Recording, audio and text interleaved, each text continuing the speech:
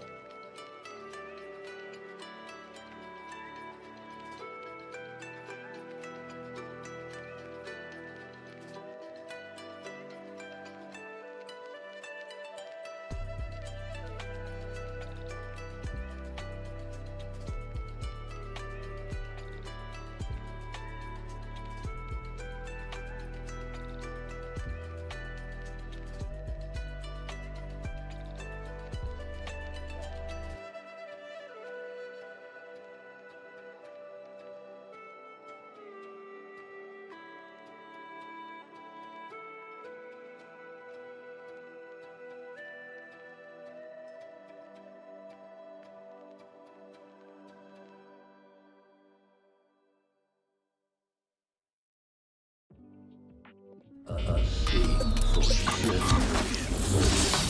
A DYAD in the force. Hey.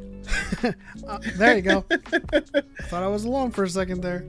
How's it going, everybody? Welcome to another episode of DYAD in the Force, episode 235. The one about nothing, really.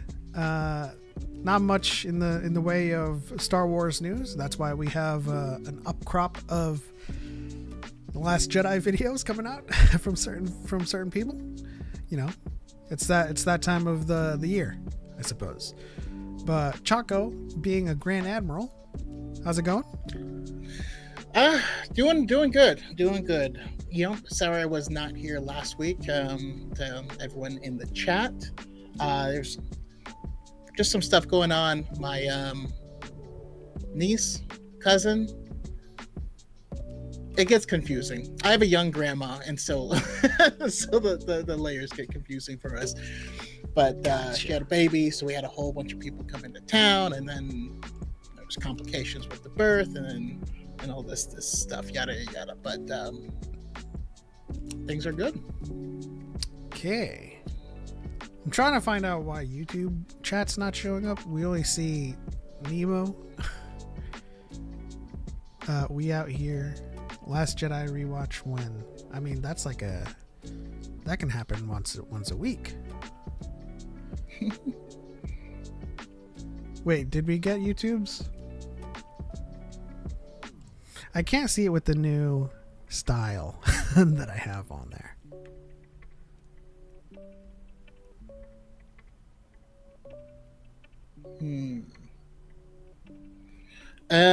Looks like. I mean, I see messages sliding in. I just you can't read them. I thought that would be a cool effect, but dang. Let me see.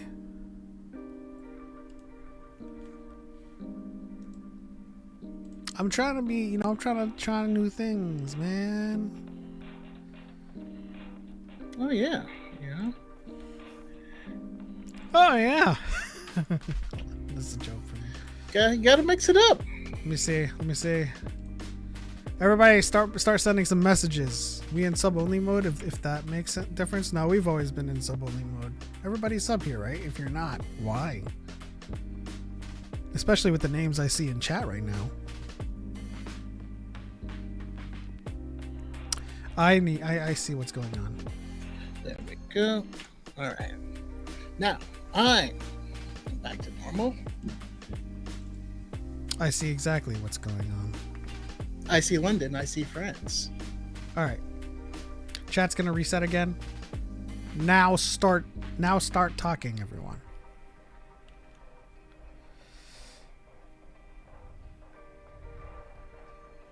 It didn't reset.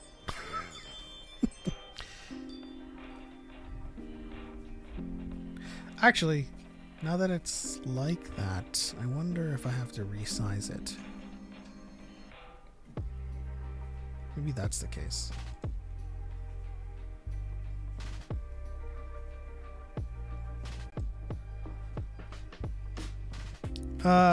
Choco, talk to the people. Yeah. Okay. Well, like you said, it has not been the most eventful week in the world of Star Wars, but there's still always good stuff to talk about. And also, we're living in Star Wars. I swear, every time I turn on the news, it looks like we're watching Andor. So it's always relevant. I'm a little anxious because it looks like the Gorman Massacre is going to start soon, but you know, it is what it is. I think I got it, guys. I think I got it. All right. Can you read it now? Is that at least kind of legible? It's definitely more legible. Who's your favorite droid? Says Keystoned. Mine is Chopper and BB-8. For me, I gotta go with my boys. I'm gonna go with Mr. Bones, and I'm gonna go with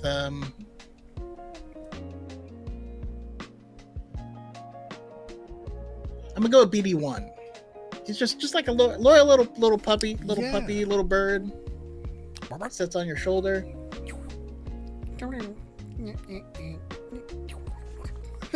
That's my pantomime BD1. It's like I was expecting for three dots to show up on my head or something. It would have been like this.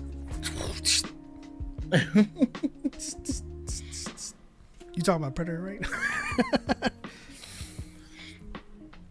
Let's see. Darth Choco is a Grand Admiral. Does that mean he's gonna Vader force choke himself?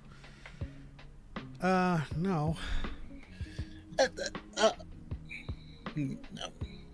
No. Who got force choked? Captain Nita and Admiral Piet? Mahdi. Oh. They weren't Grand Admirals. Yeah, we just had What was Tarkin? I mean, obviously Thrawn, but what was Tarkin's position before Grand Moff? Was he a Grand Admiral? No. Before being promoted to Grand Moff? I know they made the position of Grand Moff specifically for him because he came up on both the military and the politics side. As far as I can remember from the Clone Wars with the Tribunal trial, he was introduced as Captain Tarkin. But he might have gotten. Yeah, but I mean, it goes into it in the Tarkin book, but it's probably not super relevant. Keystone 66 says their favorite droid is K2 and the droid from Star Wars Outlaws, ND5. Oh, nice. Or as we call him, the droid with the slutty waist. I'm not used to like droids being like enforcers in all of our encounters. They're always like the buddies. And so when they said the droid from Outlaws, I was like, Nick's ain't a droid. But you're right, ND5 is pretty great. Let's see. But yeah, Darth Anagram feels like you'll be at odds with yourself. That is my state of being, though. So that does happen. Bro, Alien Earth episode 5 was so good. I'm not up to date yet. I haven't watched any of it yet. I need to. You really do. I think the presence of Alien Earth with Predator Badlands, I think it's like a renaissance of what do we call that universe? Like, right, we have the big monsters, the kaiju with like Pacific Rim and like Godzilla and stuff. I mean, I think of it as the Alien Monsterverse? universe, but that's just me. It feels like Alien was the big player and Predator attached itself into it, but that's just how I think of it. I prefer Predator to Alien, though. No, I wouldn't call it the Monsterverse. The Monsterverse is kind of like the cryptozoology, like those monsters, the Yetis, the werewolves and stuff. I mean, the Monsterverse didn't end up going anywhere. That they were planning that with like Tom Cruise's Mummy and some other stuff. They were trying to do a whole thing. Oh, Nemo says Monsterverse was the US name for it. Yeah, but everybody colloquially said kaiju for all that. I mean, they say it in Monarch. Alex says, do you think xenomorphs deserve a position in the Galactic Senate, like ETs? I don't think. I mean, if they did, I don't think they'd be in it for long. Yeah. I hope not. The ironic thing about Alien versus Predator, at least in the AVP lore, is that the Yautja hunt the aliens because they're the apex predators. Yeah. Right? And so it's kind of like the hunters are hunting the predators, but they're also called predators on Earth. And I feel like if you gave xenomorphs a seat on the Senate, they don't sit down and negotiate. They just kind of like burst out. I mean, just attack. I question their level of sentience, for that. But yes, you're right, Nemo. The Mummy was the dark universe. That's when I was thinking about that didn't come to fruition. And yes, the Monsterverse was the Kong and Godzilla stuff that crosses over. What would this universe be called then? Because there is a universe for like all of the things that exist in Dead by Daylight. Is that just called the horror universe? Like, AJ Bird, yeah, thank you. We wish you a lovely day as well. Or something. But yeah, Alex, pretty much.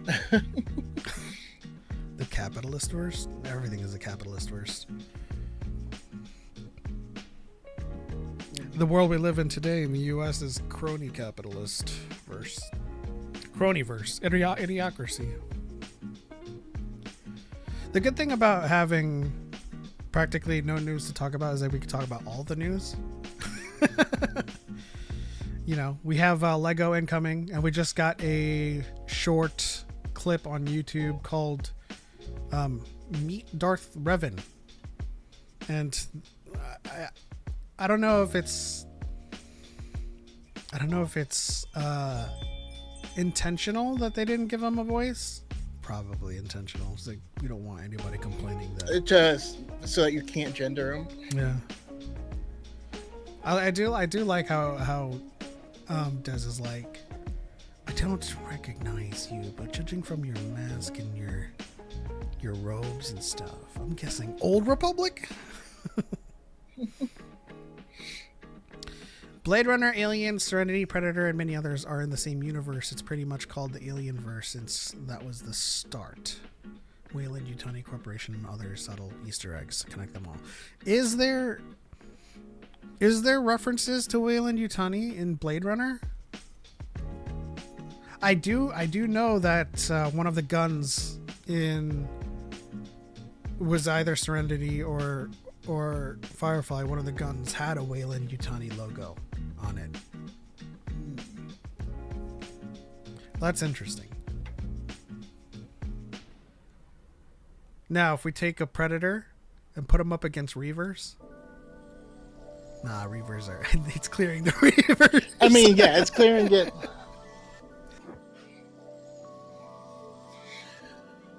Or you take a Predator and you put him in the White House. I'm just kidding. Jeez. That was lying. Well, I mean, considering their code of honor, they'd probably... Well, no, actually. I was about to say, they'd probably see the people in the White House as not much of a threat. But holistically, on like a more nuanced level, they are very much a threat to our way of life and to democracy. I don't think Yautja care about democracy.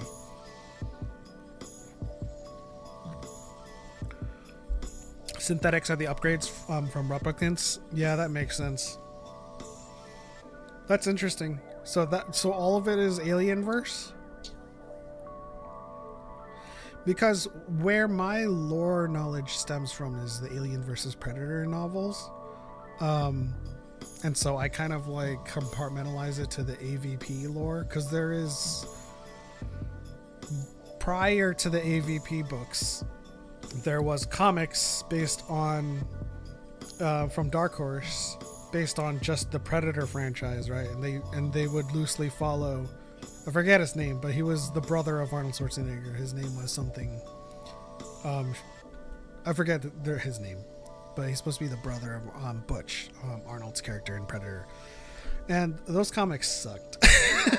And when they first released the AVP movie and they released the books, that was the first mention of the Outja name, and they explained Dakande, which was the first elite that we had heard mention of. And Dakande has like an entire tapestry of trophy masks with marks on it, right? And so that's when I got really interested. It's like, oh man, it's not just like a monster in the jungle. It's like, this is a society of hunters and stuff. Oh wow, Nemo coming in hard. So in the old lore, they were all separate timelines with loose connections. Got it. Did Choco really say we can't gender Darth Revan because we never heard Revan's voice? Does he honestly believe Revan could be a woman? Yeah, Revan could be a woman. If you're Revan and KOTOR was a woman, Revan was a woman. That's where it comes from, Craig. Revan was a complete self-insert in KOTOR. It was just whatever you created as your character. Revan has no canon gender. Revan has no canon story. Revan is just a name. In Legends continuity, he does have a Legends gender, which comes from SOTOR. Yeah. So we'll see what they do with that, honestly. I think it's just because Lego's not canon, they're just going to put his KOTOR, like, just kind of incarnation. Revan is canon in name and in the fact that he was an ancient Sith Lord. I believe in Immortal, the book, was it Sanguis? Or Nyrus? Yeah, I mean there was a reference. There was a reference in the. It was a Sanguis story. Sanguis? Yeah, she mentions Darth Revan, and that was Dark Legends book. Right? Dark Legends book. So she mentions Darth Revan and Dedu as ancient Sith Lords. Like even Darth Revan couldn't figure this out. So it's my turn to figure out immortality. So he has a name. He has an existence as a Sith Lord. He doesn't have a canon existence as a Jedi, which I hope they truly rectify because he was so much better as a Jedi than he was as a Sith Lord. There is something that I wanted to talk about as it pertains to the poll that I have in the chat with you guys, which is, does the galaxy need the Jedi? And this is a question that's posed with the production notes we have of New Jedi Order. And it got me thinking about that question again, because as I was making my Last Jedi correction video, I watched that scene with Luke and Rey again, and that it begged the question, right? Because Luke says now that they're extinct, they are deified, they are romanticized. But if you strip away the myth and look at their deeds, the legacy of the Jedi's failure. Rey says that's not true. And Rey is coming from a place in The Force Awakens where she hears Han talk about Luke and training Jedi, and she's like, the Jedi were real. So there is a galactic zeitgeist that is present. Rey holds the notion that she holds on to these stories where she knows that, you know, it was a Jedi that saved his father. You saw good in him. They could be turned. And she doesn't think that the legacy is failure.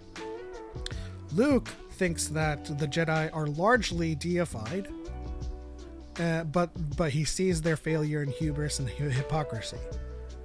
So what do we accept as the galactic zeitgeist, and what do we speculate the galaxy sees the Jedi as during the times of the sequels, and then moving forward with New Jedi Order, answering the question, does the galaxy need the Jedi?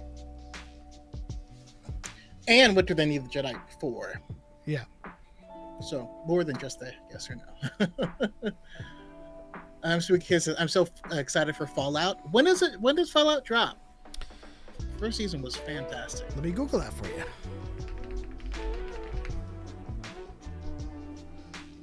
December 17th. The Jedi had the worst PR. I mean, the Jedi's PR at the end of their, reign was done by Palpatine. So yeah, yeah, yeah. That's your worst PR for sure. I mean, we see it in multiple projects, even in the Clone Wars. Like, whenever they're just passing, not even the Clone Wars, sorry, when we were passing through, Coruscant, there would be like PAs with Sidious's message playing.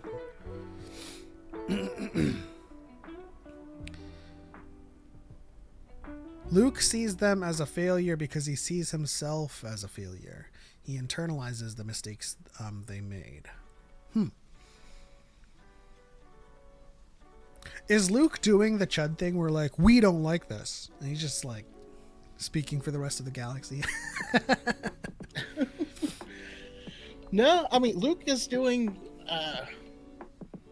my favorite thing, but I want to wait for for some of the answers in the comments to go before I jump into my whole spiel here. Craig McGuinn says, the galaxy needs the Jedi, but as an independent peacekeeping authority that avoids becoming too tied to politics. I find it interesting that you coupled independent with what was authority? Hold on. Yeah, with authority, but also that's disconnected from politics, because you kind of need politics to have authority. Yeah. So if you're in a completely independent thing, then you don't have any authority, right? This is outside of your jurisdiction. So there would have to be some type of ties. And that's one of the things I always try to get people to think about, because a lot of our comments that say stuff about the Jedi don't factor in the whole picture, right? They'll say the Jedi failed because they didn't do this, or because they did do this, but you have to kind of step back and see, like the Jedi failed because slavery still exists in the galaxy. And you're like, I mean, that makes sense, but then you have to ask, well, how much power do the Jedi need to attain in order to abolish that, in order to change laws for the Outer Rim? How do they do that? Do they take over in order to do that? Do they just impose that? Do they go through and just murder all of the people? Like, there's more to think about than just don't be involved in politics, I do think the term you're looking for is probably autonomous. An independent peacekeeping group that is autonomous from any authority, because I still maintain that the Jedi are the Avengers, right? They may not be like made to be offensive and like fighting all of these fights, but they do their best work when they can decide to do it and not be bogged down by bureaucratic red tape. It's like Captain America said, what if we're not allowed to help? Yeah.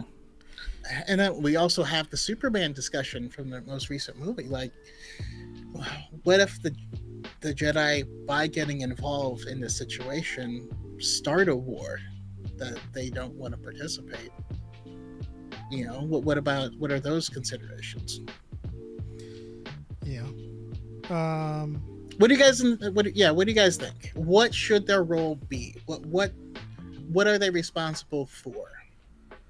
Nemo says Vernestra's best Jedi PR. She did nothing wrong. So there's two perspectives here. I agree. I do agree largely, but there's two perspectives here. I agree on the notion that Rain Court was like phase one of Plagueis's plan to infiltrate them from the shadows, and Vernestra's like whole there's something bigger here afoot. I sense a disturbance that seeks to tip the scales. It could have been in a reference to the Stranger or Plagueis or Rain Court, the Senate. If that's the case, Vernestra saw through it and tried her best to keep the Senate out of the Jedi Order's business, and so she did nothing wrong. Yeah, I mean, I'm in agreement that she didn't do anything wrong because what was desired by them, it was not truly relevant. And, you know, it's one of those things where, like, they just wanted an answer, and she's like, this is an ongoing investigation. We don't have the necessary information. Like, what do you want me to say to you? You know, there really wasn't any option because everything was tied up in a tidy little bow, but one that she knew was not correct. You know, do you let the Senate in to the Jedi because of this, or do you get them to go away so that you can actually pursue the information? So the Acolyte is actually a very, very good allegory to the Ahsoka trial. Mm-hmm. Had the Jedi not kept it internal, they couldn't have brought Osha in for questioning and gotten her cooperation to find May, and at the very end brought in May to help them find Osha. You know, they're in their office, and she's telling May the truth of everything, which is what I like to point out to a lot of people. Vernestra lies to the Senate, but tells the truth to May. Your mother was killed by my friend. He was a Jedi. He made a horrible mistake, and we need to find your sister. Now, had the Republic or the Senate gotten control of this investigation, they probably would have been like, evidence points to Osha. Lock her up. Do these things. Close the case. Yeah, they would have just thrown away the key. She probably also told Yoda the truth. Yeah, absolutely. Of course. He's not. I imagine Vernestra going to say, Master, we need to talk.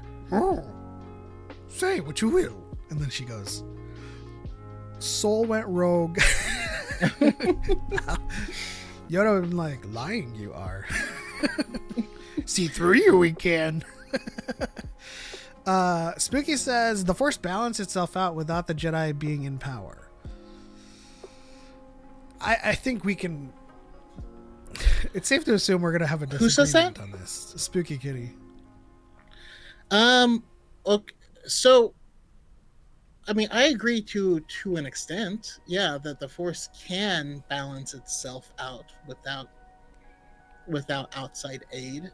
The problem is when the Sith are actively trying to destroy that natural balance, right? It's just like an ecosystem. We'll have a natural cycle between dark and light. But if someone is actively logging in the rainforest and fracking and actually destroying the ecosystem, then it loses the ability to self repair. That's the whole point. Is the Jedi are trying to fix things before you get to the point of no return, which for me, with this latest Vader 2020 run, really solidified to me, especially after seeing Palpatine working on the fleet at Exegol all the way back in Return of the Jedi days. You know, it just wasn't finished yet. I love that detail because to me that signifies, it just puts more weight on it, right? Palpatine was in his end game, and had Anakin not come back to the light, then the galaxy may have been lost at that point, at least for a very, very long time into the future. But yeah, they're able to pull it back from hitting that point of no return. What I do want to avoid, I want to avoid saying that the Force balanced itself out by virtue of the Jedi Order falling. Now, a lot of people who see balance. To be clear, that's not what I was saying. a lot of people who see balance as equal Jedi, equal Sith will make this argument ad nauseum that the Jedi Order was destined to fall because it was needed in order for balance. No, the Jedi fell because Sidious's designs were successful. Yeah. There was no I imbalance. mean, the with Jedi fell because of Anakin. Anakin Yes. could have fulfilled the prophecy and ended everything right then and there. And instead, he chose to take Windu's hand.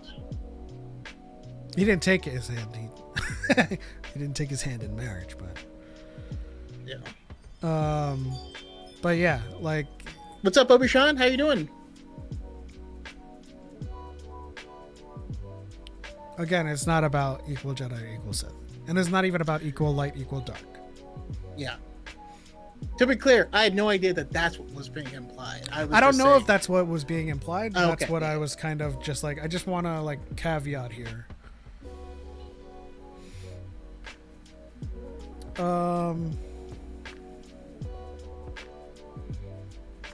Let's that see. the control the Sith had over the Force. Yeah, I mean, so the prophecy, you're right, didn't mention the Sith specifically, but it's like, you know, if there's if your pool has like dookie water, you have to remove the dookie. You know what I mean? Like, you gotta get the source of the corruption out, whatever that source is, and it was the Sith in this case. But again, going forward, I really want to see something new, like the Ascendants. Like, you know, I think that would be really cool. But my answer for whether or not the galaxy needs the Jedi is, I mean, yeah, I believe they absolutely do need the Jedi, but I believe the Jedi need to pay really close attention to what their role should be, right? Because they were mediators, right? They're supposed to be the shining example for the people to follow. All right, they don't rule people, they don't rule the galaxy, you know. They have the power to. All they do is it's funny, you think of the Avengers, I actually think of X3, which is not a great movie, but there's the scene at the end where the X-Men are standing on this line, and you have forces, the Brotherhood's on this side, you have the people who are anti-mutant on this side coming to fight, and, you know, Wolverine's like, we hold this line. Like, that, I feel like that should be the Jedi's role. And I love how it all comes together in The Last Jedi, right? Because, you know, Luke is distraught because he can't live up to this legend that has been going on for ages, right? That they've been deified. He can't live up to, no one can live up to the legend. We're all people, you know? I mean, I can. But that doesn't mean that the legend isn't important. You know, we see what he does at the end, which is the most Jedi thing. He, with non-violence, he helps them escape. He's not joining in an armed conflict. He's not part of the war. But he struck fear into the First Order. There's the, I think that in the timeline, the next book is Justina Ireland's first book with Star Wars, I believe. She wrote a Rey book. There's two Rey books. So before the Awakening? No. It's in between Last Jedi and in between 8 and 9. But yeah, the First Order are talking amongst each other of like, you hear about that dude? They're like, that can't be true. Like, it demoralized them, but also it inspired the kids to be good, to be heroes, to stand up, and to do all this stuff. That's the role. What Luke Skywalker did to us kids growing up in real life is what the Jedi are supposed to do in that galaxy. Yeah, I agree. I also want to add that, like, my baseline answer for this question in general is, you know, what I say to a lot of things is better to have them and not need them than to need them and not have them. That is also true. I think I mean, I think another thing is I don't know. I just really think we need to recontextualize how we think of the Jedi and how they interact with the galaxy. And I think that'll kind of solve all the problems. Like if you take the Jedi out and replace them with the air nomads from Avatar: The Last Airbender, like those are Jedi. So if you imagine these air nomads who are peaceful and do all this stuff, you know, set up a there's a spot in the city where they can help mediate, you know, disputes for people, right? That's kind of their role. But I think there's a lot of preconceived notions associated with the Jedi that blur that line for people. Yeah. Obi-Wan Kenobi says, "We missed you at Jeopardy last week, Choco." Yeah, I missed it too. It was really good. Lots of nail biters again. Marianne, shout out to and congratulations to Marianne for winning that one. Had a little bit of a slobber knocker herself. I chose. Don't ever say that again. I chose a quote from Clone Wars where Sidious is explaining the Force bond, and I said, "Only someone significant to you would allow you to see what you otherwise could not through this ripple in time and space." And she was like, "I don't know, Palpatine." I was like, "Jeez, okay, that's a great, yes, that's exactly right." Yeah, that was Palpatine, season 6 of the Clone Wars, right? Yeah. Yeah. Gage says, let me see if I can find it up here. High Republic Yoda is the king of cover-ups. Is it a cover-up? I feel like it's just more of like an omission, right? Because listen, he says, let's not panic right now and tell everyone about this weapon that can kill us. And then 150 years later, they haven't seen it again. So it's like trying not to cause a stir over something that they had only briefly encountered in that time, and then like for the next century, it doesn't come out again. Yeah, I've always thought that was an interest. Well, just real quick, Craig McMahon says, "I'm perplexed by Choco's X-Men 3 remark about the Mutant Brotherhood being anti-mutant." That's not what I said. They were standing in between two factions. One was the Brotherhood. The other faction was anti-mutant and trying to quote unquote cure them. And the X-Men stood the line between those two factions. Naughty Wookie, I haven't seen you in a hot minute. Hey. Nice to see you. Now you're just making excuses? Excuses for Yoda? Nah, I mean, come on now. No. If you, again, it's one of those things where, like, if you've watched Star Wars, you'll have a different view of it than you would if you were living in the universe. If in your organization, this one time on this monster came out, and you didn't know what it was or what its capabilities were or really anything about it, and then it disappeared, and you had no clues on where it was, on if there was no reason to believe it was going to strike again or anything like that, then honestly, it would make sense to categorize it. You know, you'd probably want to save that information, but it wouldn't be time to panic at that point in time. Not yet. And so I don't know. I also don't really fault that. Yoda said the prophecy may have been misread. Yes, I know George himself said Anakin is the chosen one. We still have never seen the written version of it on stone tablet or something. So we do have a written version of it in Master and Apprentice. That's the first written example of the prophecy and many other prophecies. But you're right, it doesn't name Anakin, but canonically they name him the chosen one. So he is the chosen one. The most I can say about the prophecy is that it is ambiguous with how the balance will be brought about. It just says through him, through this person, balance will be restored. So I like to reconcile, or I like to reconcile. I like to reconcile with that through Anakin, Luke and Leia lived, and Luke and Leia trained Rey, and at the very end of it all, prevented Sidious from like truly coming back. You can argue that Anakin killed Palpatine, destroyed the Empire, brought balance then, and then Rey prevented it again, or prevented them from coming back. But Yep, that is my argument.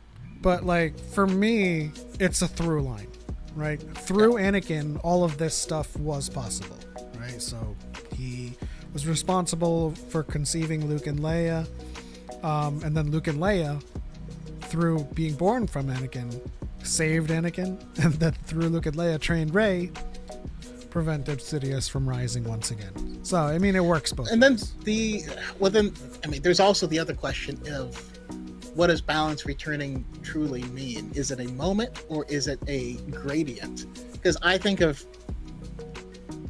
it as Anakin removed the source of the imbalance, but that doesn't make it balanced in that moment. You know, that's still going to take time to return, but he was still responsible for it. But yeah, I mean, you can go all around with it. I also think that you cannot fully remove sources of imbalance, right?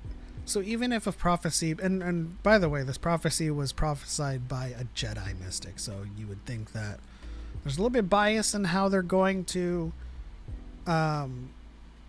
espouse this prophecy. But like, you can restore balance from one extreme, which was Sidious and the Empire, back to a certain level, and there's still going to be darkness around the galaxy trying to work its way through. Yeah. So, But that's still part of, and I still think of that as part of the balance, right? Because like when something is balanced, it can teeter. It just stays up. Let's see. Sort of similar with Harry Potter. No prophecy could refer to Harry or Neville, I believe. I mean, again, by virtue of the creator saying Harry Potter was the chosen one, he was the chosen one. What I want to emphasize to a lot of people, though, is that the chosen one's title, it's a title of purpose, not power. So Anakin wasn't powerful by virtue of being the chosen one. He was powerful, but his purpose was to restore balance. I agree I want to slap people whenever they say he was the chosen one as a reason for him to be able to do stuff, because that's literally not what that means in any context. Harry wasn't the strongest wizard. Says I find it so funny that people still say the sequels retcon Anakin as the chosen one. The reason they say that is because they want to be angry. Yes. They want to be mad at something, right? It's the same reason, people will insist that the expanding universe used to be canon, because it wasn't. Most of them are mixing up canon and continuity, but it's because they want to feel like something was taken away from them, so that they have a reason to be mad. And if you take that away, then their complaints are stupid and they don't want that. Naughty Wookiee says, see, I disagree with both. I'm just mad about Kylo's end. What specifically about what specifically do you disagree with us both about? God King Sosa says, don't forget Ben Solo's role in helping the balance as part of the dyad with Rey. Well, that's the thing. So as far as my reading on it goes, when he fell, we can see in the comics Rey felt it immediately, and that's when, like, I think that's the moment it happened where the Force was like, we need someone to hold his light while he sorts things out. Right? And he gets his the Skywalker saber. It's in the snow. The saber's like, oh, well, I see Ben's light, but it ain't with that Kylo Ren character. It flies to Rey. So, as soon as Ben comes back to the light, he's able to hold that lightsaber. Finally. Yeah. So I mean, if we go back to my Dookie in the pool analogy, Anakin took the Dookie out of the pool, right? That was the source of the corruption of the pool water. Later, Palpatine wakes up and he's like, I'm gonna Dookie in that pool again. And he's trying to get there, and Rey tackles him before he can Dookie in the pool a second time. And so that's how Rey protected the balance. She not only drop kicked him out of the premises, so he couldn't do it again.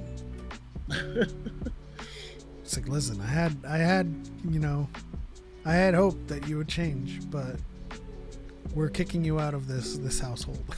Palpatine, the repeat Dookie offender. Yeah, he's a turd bandit, you know. It's his calling card. Turd bandit. Where do you get these names, man? It's a curse, really. A turd nugget. I mean, it makes sense. Turd bandit, I mean. Now that doesn't make sense. Like, who would try to bandit turds?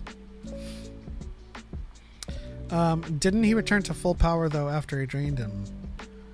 He did, but his influence over the galaxy and his presence in the dark side was not as large as him ruling over the galaxy and having the imperial presence that he had during the rule of the Empire.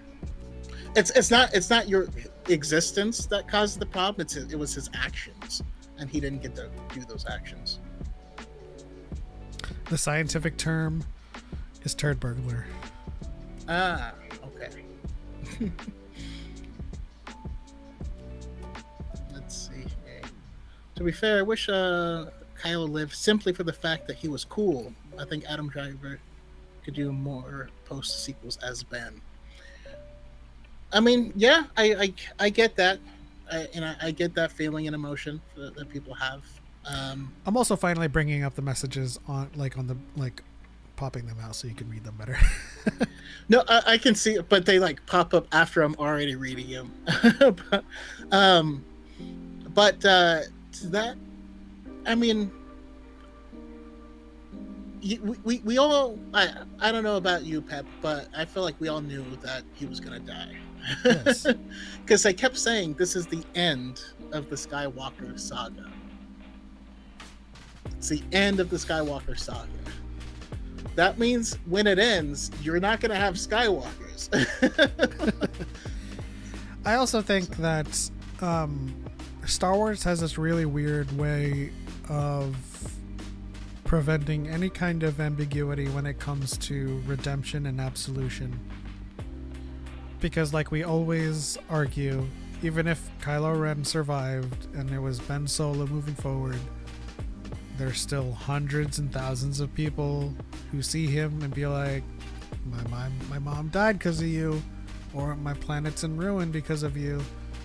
Yeah. So there wouldn't be any kind of opportunity for him to be cool, as you say. I mean, he is like he's not Zuko, right? He is the one doing this stuff. So yeah, he would be arrested for war crimes and would have to be tried, and then future stories would be visiting him in prison.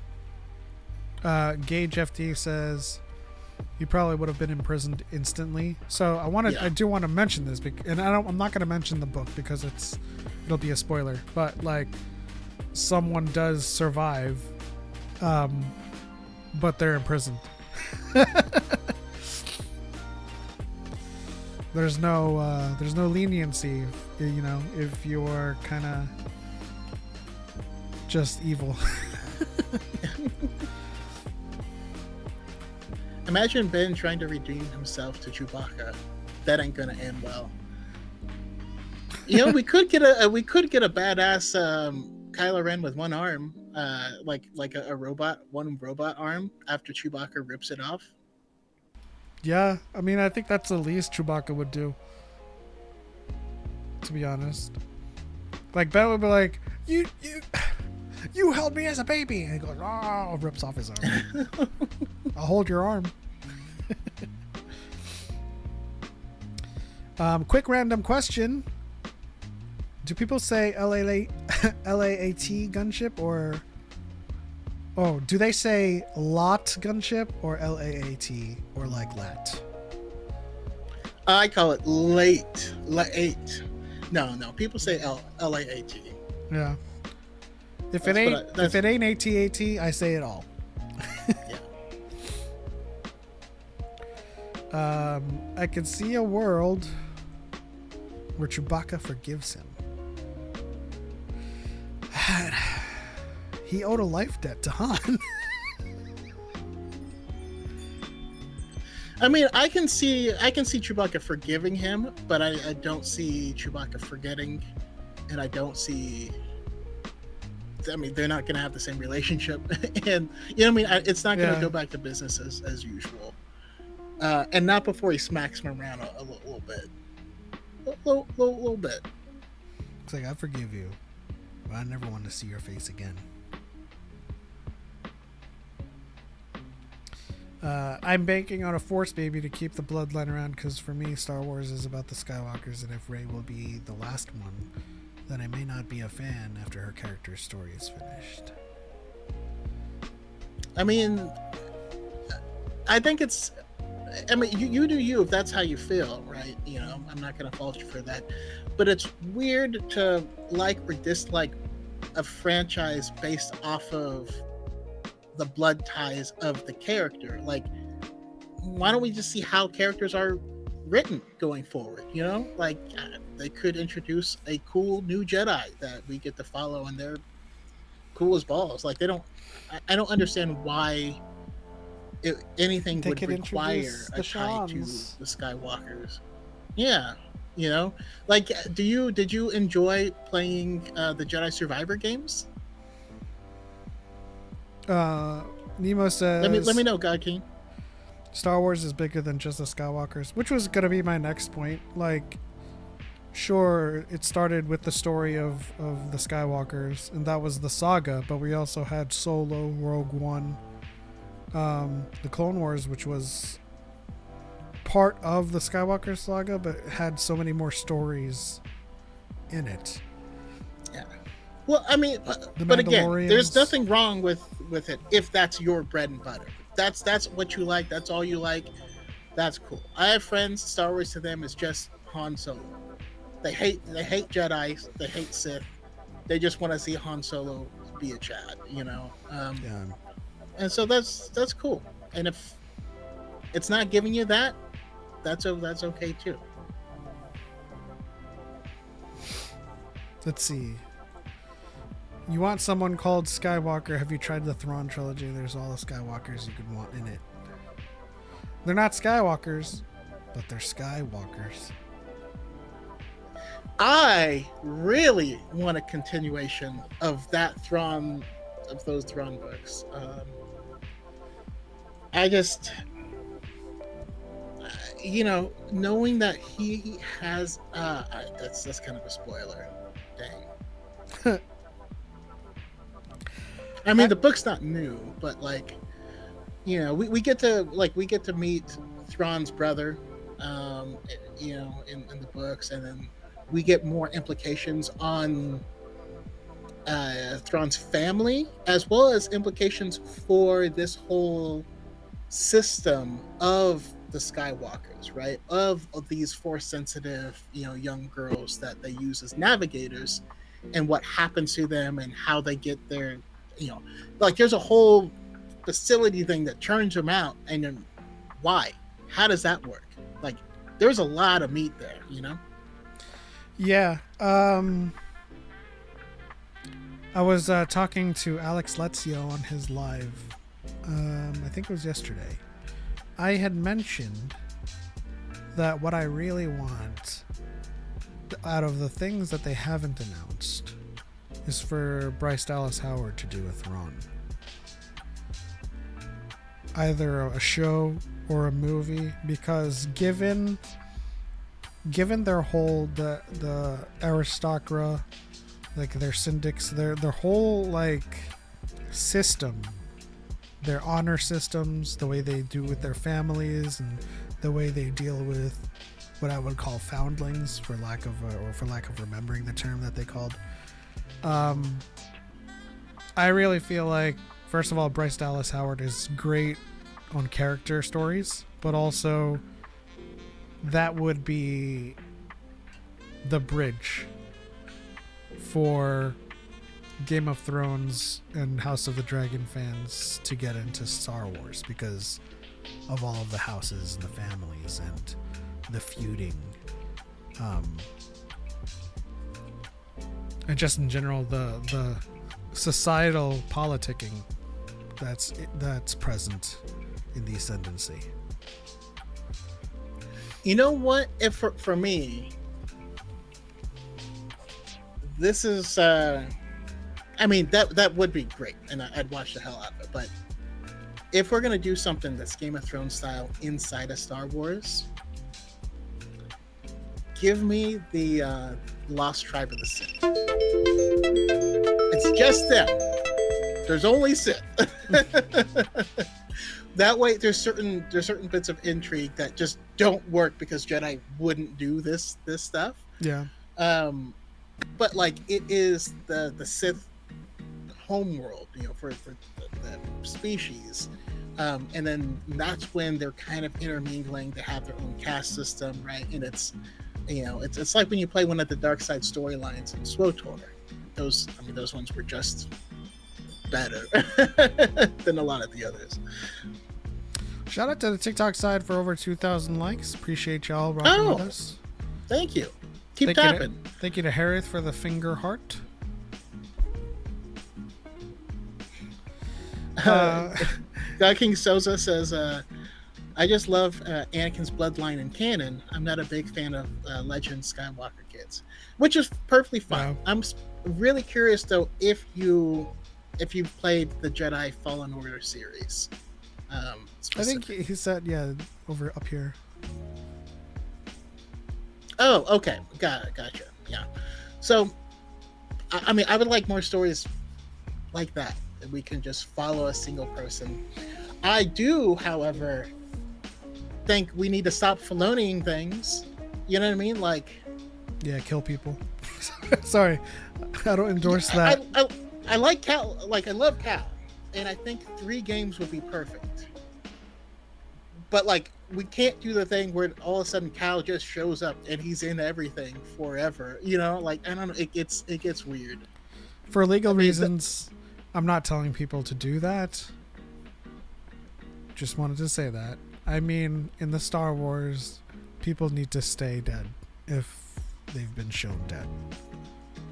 People need to stay dead, or stories just need to have ends, you know? Yeah. Now, am I appreciative? Like, it killed me to have, like, what was it? You know, where we got a continuation of Barriss Offee's story, but the continuation just didn't do anything, and then it just left off in the same ambiguous position we started in, and we're just like, oh, okay. Well, I think the point like, of that story was to show her remorse and how much she had. Yeah. Which I get, but like, because she looked old. I think she was just like really trying to do double time for, you know, how much she hurt Ahsoka. Well, and just same thing with Asajj Ventress. You know, like, I thought, I was happy to see her again, and she looks great. Don't get me wrong, but to have this selfish person, this, you know, wants to be Sith, you can only trust herself, sacrifice herself for someone that she actually loved, and to die with light in her heart, feeling the light for the first time as she died, was a beautiful ending. And then to bring her back and be like, you can come back, but you can't have the person you love anymore, and then to have her choose that just felt weird to me. I don't know. Yeah, why does she look old? Vernestra got a Fountain of Youth or something. So Barriss Offee was a healer. She was in the healer corps during the Clone Wars, and you know, as it's kind of alluded to in that story from Tales, she's been healing people. You know, being of service to her community. Also, it's the skin complexion. You know, green stays lean. You know what I mean. As far as Sasaj Ventress, I totally agree. Do I appreciate seeing like the aftermath of Dark Disciple and Quinlan? Yeah. Again, yes. But my contention is that Quinlan hadn't died on screen, so he has story to tell. Oh yeah, yeah. And Ventress died off screen, but there was a death. And for me, I feel like you should utilize your characters that have wide open sandboxes rather than trying to fit them into a timeline where they would traditionally be, or not traditionally, but like continuity wise not be there. So because she shows up in Bad Batch, everyone's like, well, what the hell, like I thought she was dead. So they had to do Tales, and then they did this kind of, and I'll say it, half-baked revival. Or choose to return or join your sisters. But if you return, say goodbye to Quinlan. And then she spends all that time trying to find Quinlan, helping Lyko find the path. And then she gets to him, And where she can find him, and then she's like, never mind. Like, first of all, that's a badass name. Lyko Strada is like one of the best names they've come up with in Star Wars, I feel. that is cool. But yeah, like I've been clamoring for this for years. Quinlan Voss has no end, either in the books or on screen. And when we got the Obi-Wan Kenobi, Quinlan was here. I was like, oh, so that's where his story thread is at the moment. Let's get a show on the path with Quinlan, because there's potential there.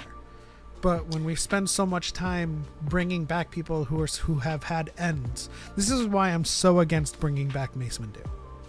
Like, if we want to watch a Mace Windu project, tell it about his youth, about his training with his master.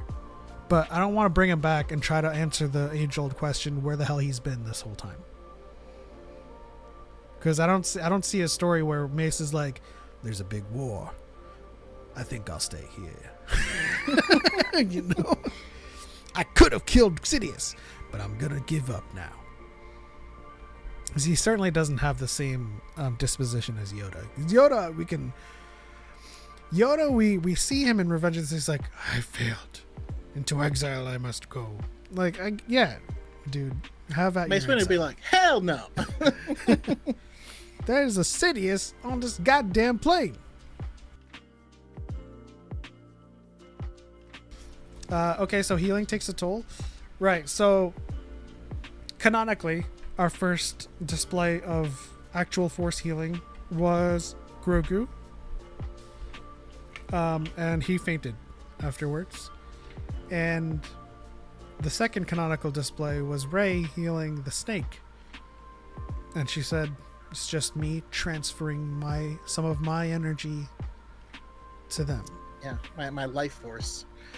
Right. And then the third display, which is something wholly unique of the dyad, it's not something you can do, was Ben reviving Rey.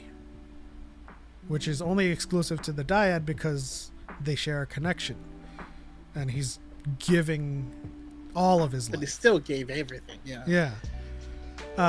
And so, yeah, for all intents and purposes, healing does take its toll. It is essence transfer, but the light side of things.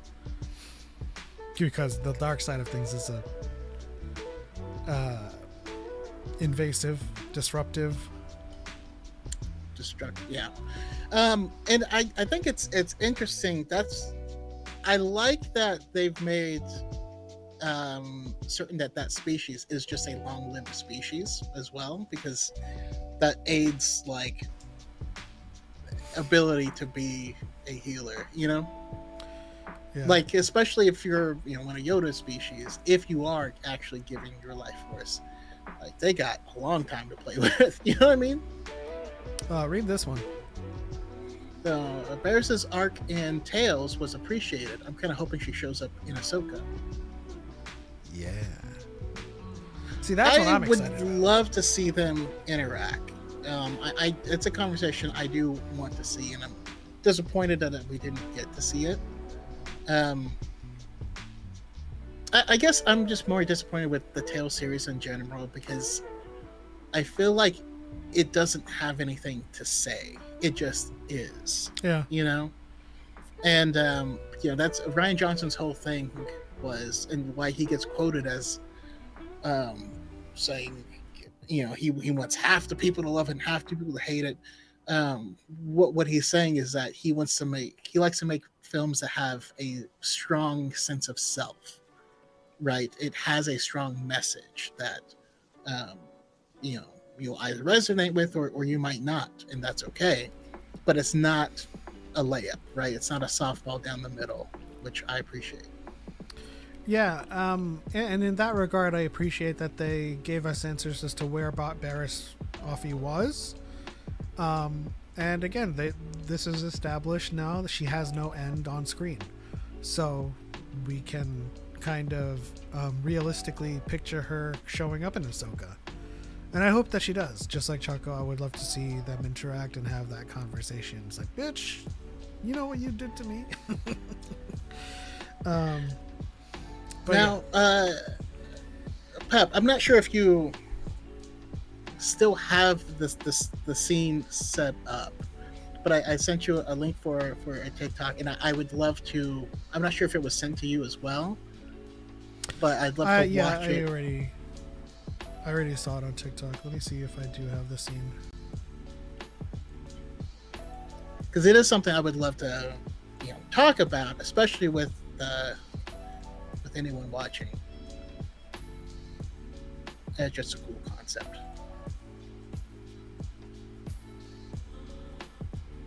But in the meantime, anyone in the chat, if you were doing the next Tales of, what would you choose? Yeah, let us know. For me, I feel like they should swing for the fences. Give me a Tales of Spooky Kisses Mall. Okay, so they normally do like 2 people storylines. Who would you do with Maul? Tales of the Ren. That would actually be cool. Like I would even love it if they switched up the formula. In Tales of the Ren, each one was a story of how one of Kylo Ren's, how each one of them joined the group. I think that would be cool. But swing for the fences and do a Tales of the Old Republic. You know what I mean? They can throw some spaghetti on the wall with that. Tales of a Moment in Malgus. Oh, Tales of the Separatists. That would be interesting. With Grievous and another Separatist character. Because you could have a story. I mean, yeah, we get the Heroes on Both Sides episode, but we don't really get to spend enough time to truly understand what that side is and what their position is and how they viewed the war. To see if they're just as reasonable. That might be really cool. I keep hearing people want a Tales of Sith, maybe Plagueis, and maybe Bane.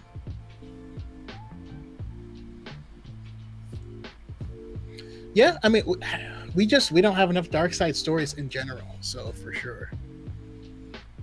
Tales of the Scoundrels, Jod and Beckett. Ooh, because there is missing stuff with Jod, right? There's stuff that they shot. He had a Jedi Master. They got in costume. They shot whole scenes and they got removed. I think that would be really interesting. And of course Beckett, because he wasn't always a dick. Sorry to leave you in the lurch. No, it's fine. So I thought you had it already. um, I will. Way of the Loxes, because I believe we haven't seen Grievous origin in live action or animated. That's why I chose it.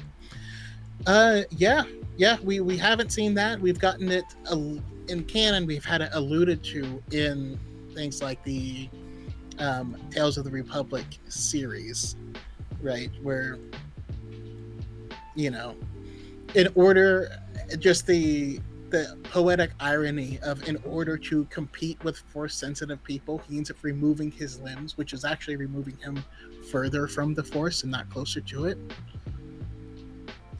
All right, let's go to the scene and see what it's all about.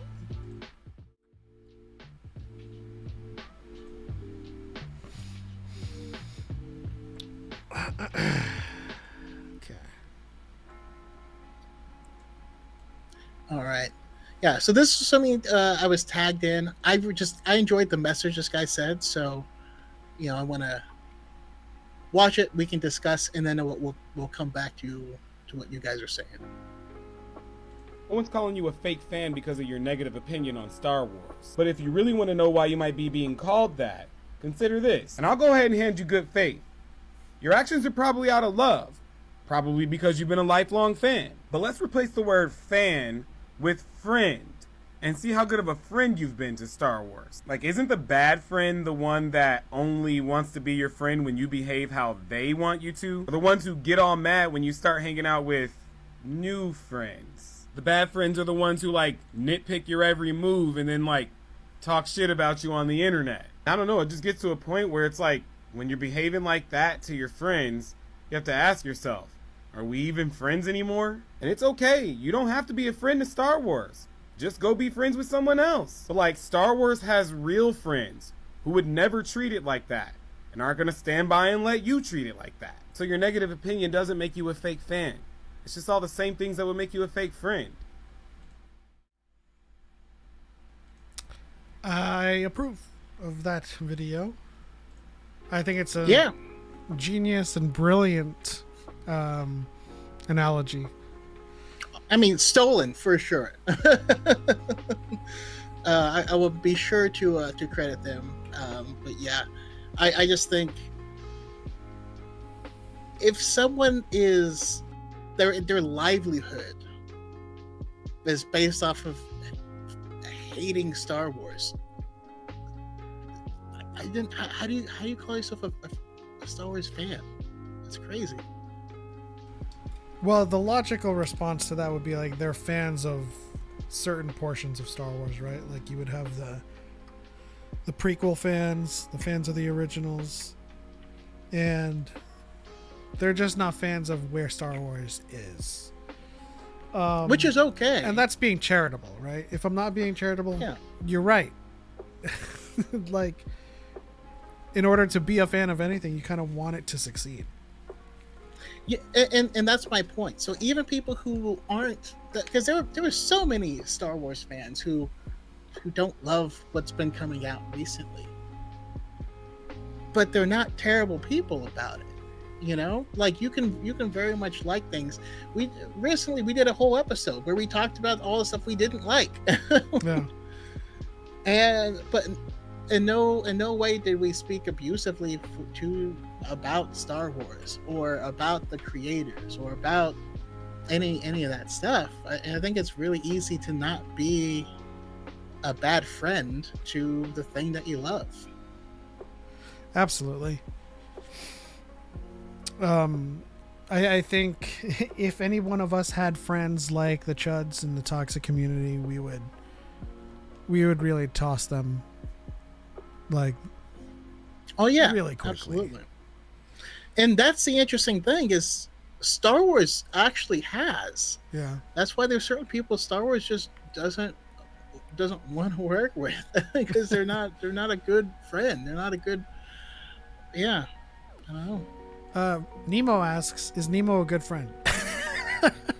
Absolutely. Nemo's a great friend. Yes, sir. Yes, sir.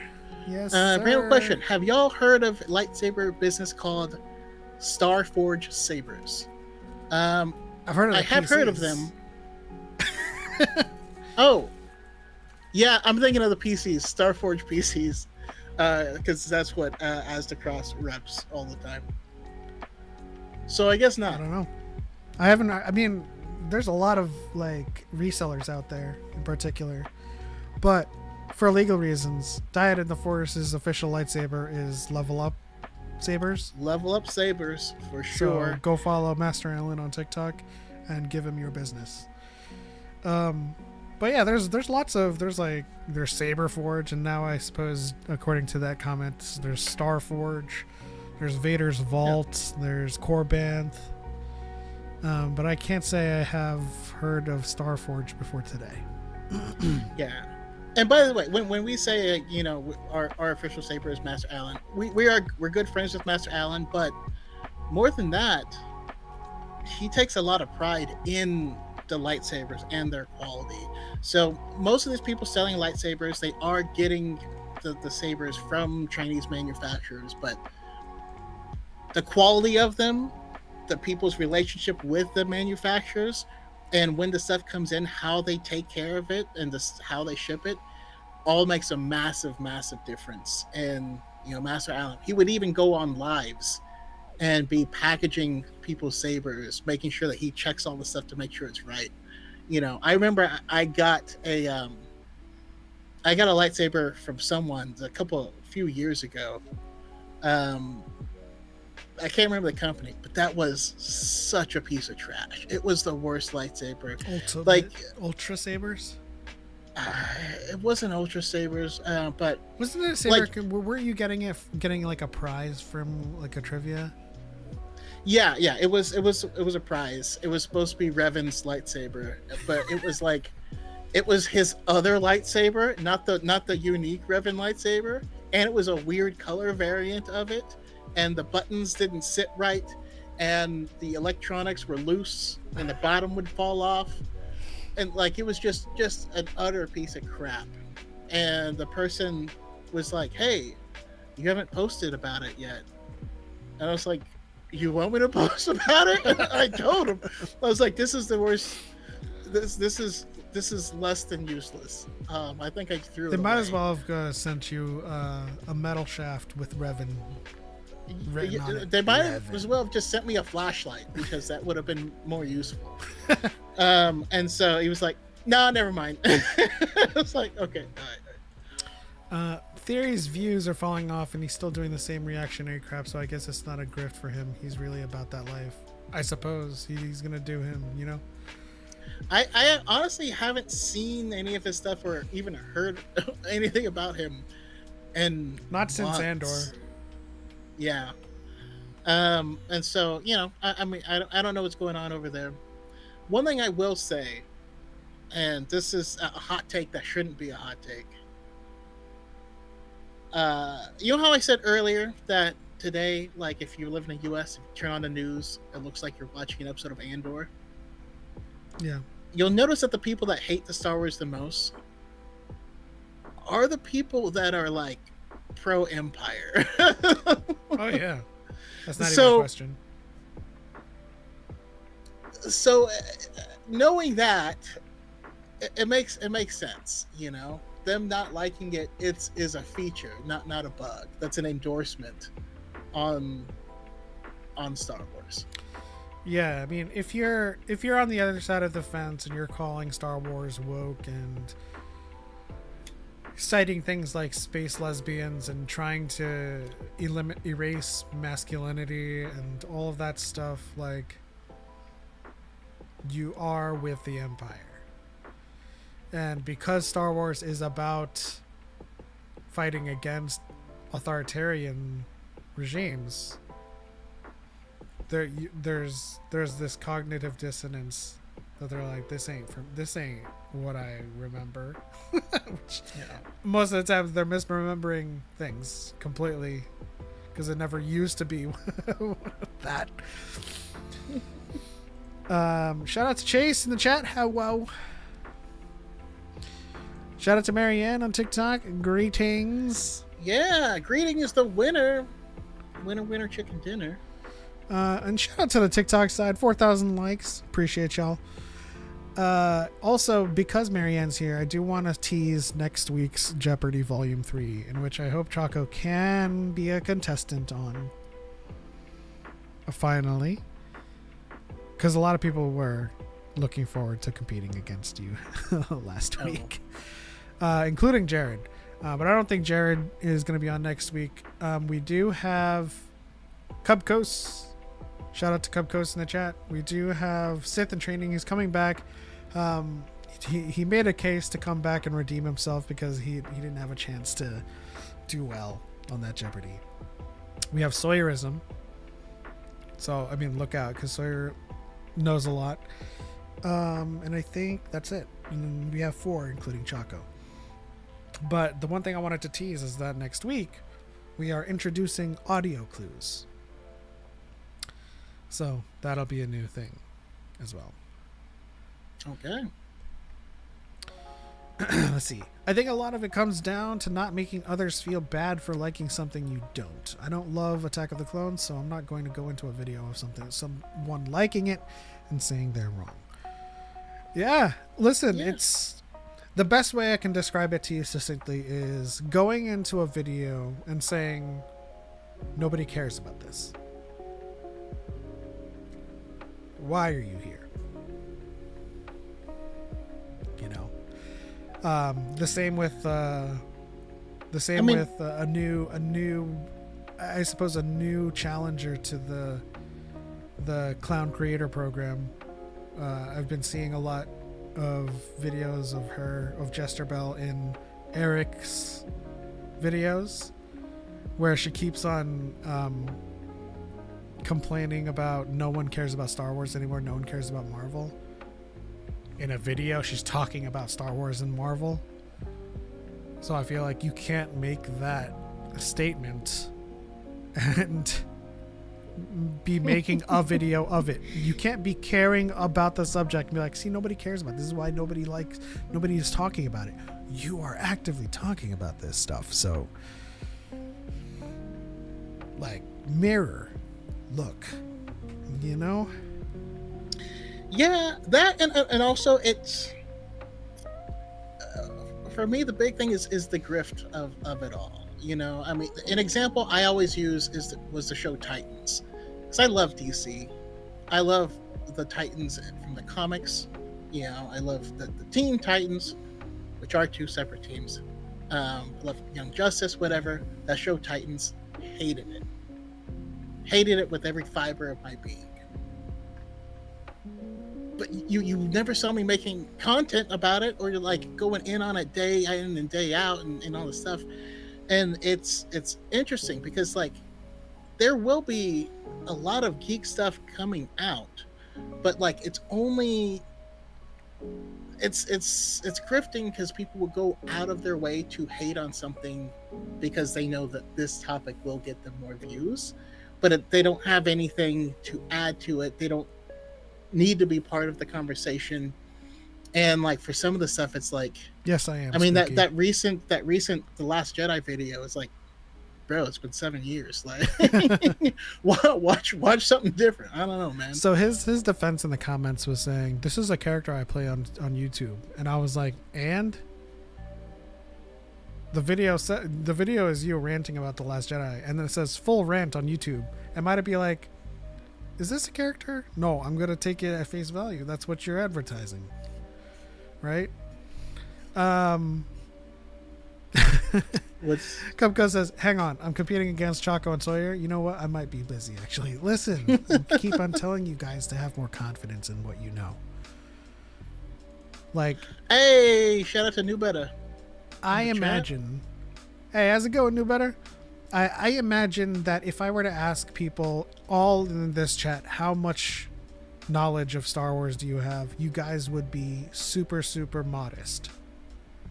But in every single case that we've put people to task, they know a lot more than they give themselves credit for. Yeah, true. And it's Jeopardy, right? Anything can happen. It's not like I'm gonna ask Choco a question, he's gonna get it right, and he's gonna keep going, and then I ask him a question, he's gonna get it wrong, and I'm gonna keep going. No, once he gets it wrong, it's another person's playing field. They can go on a roll too.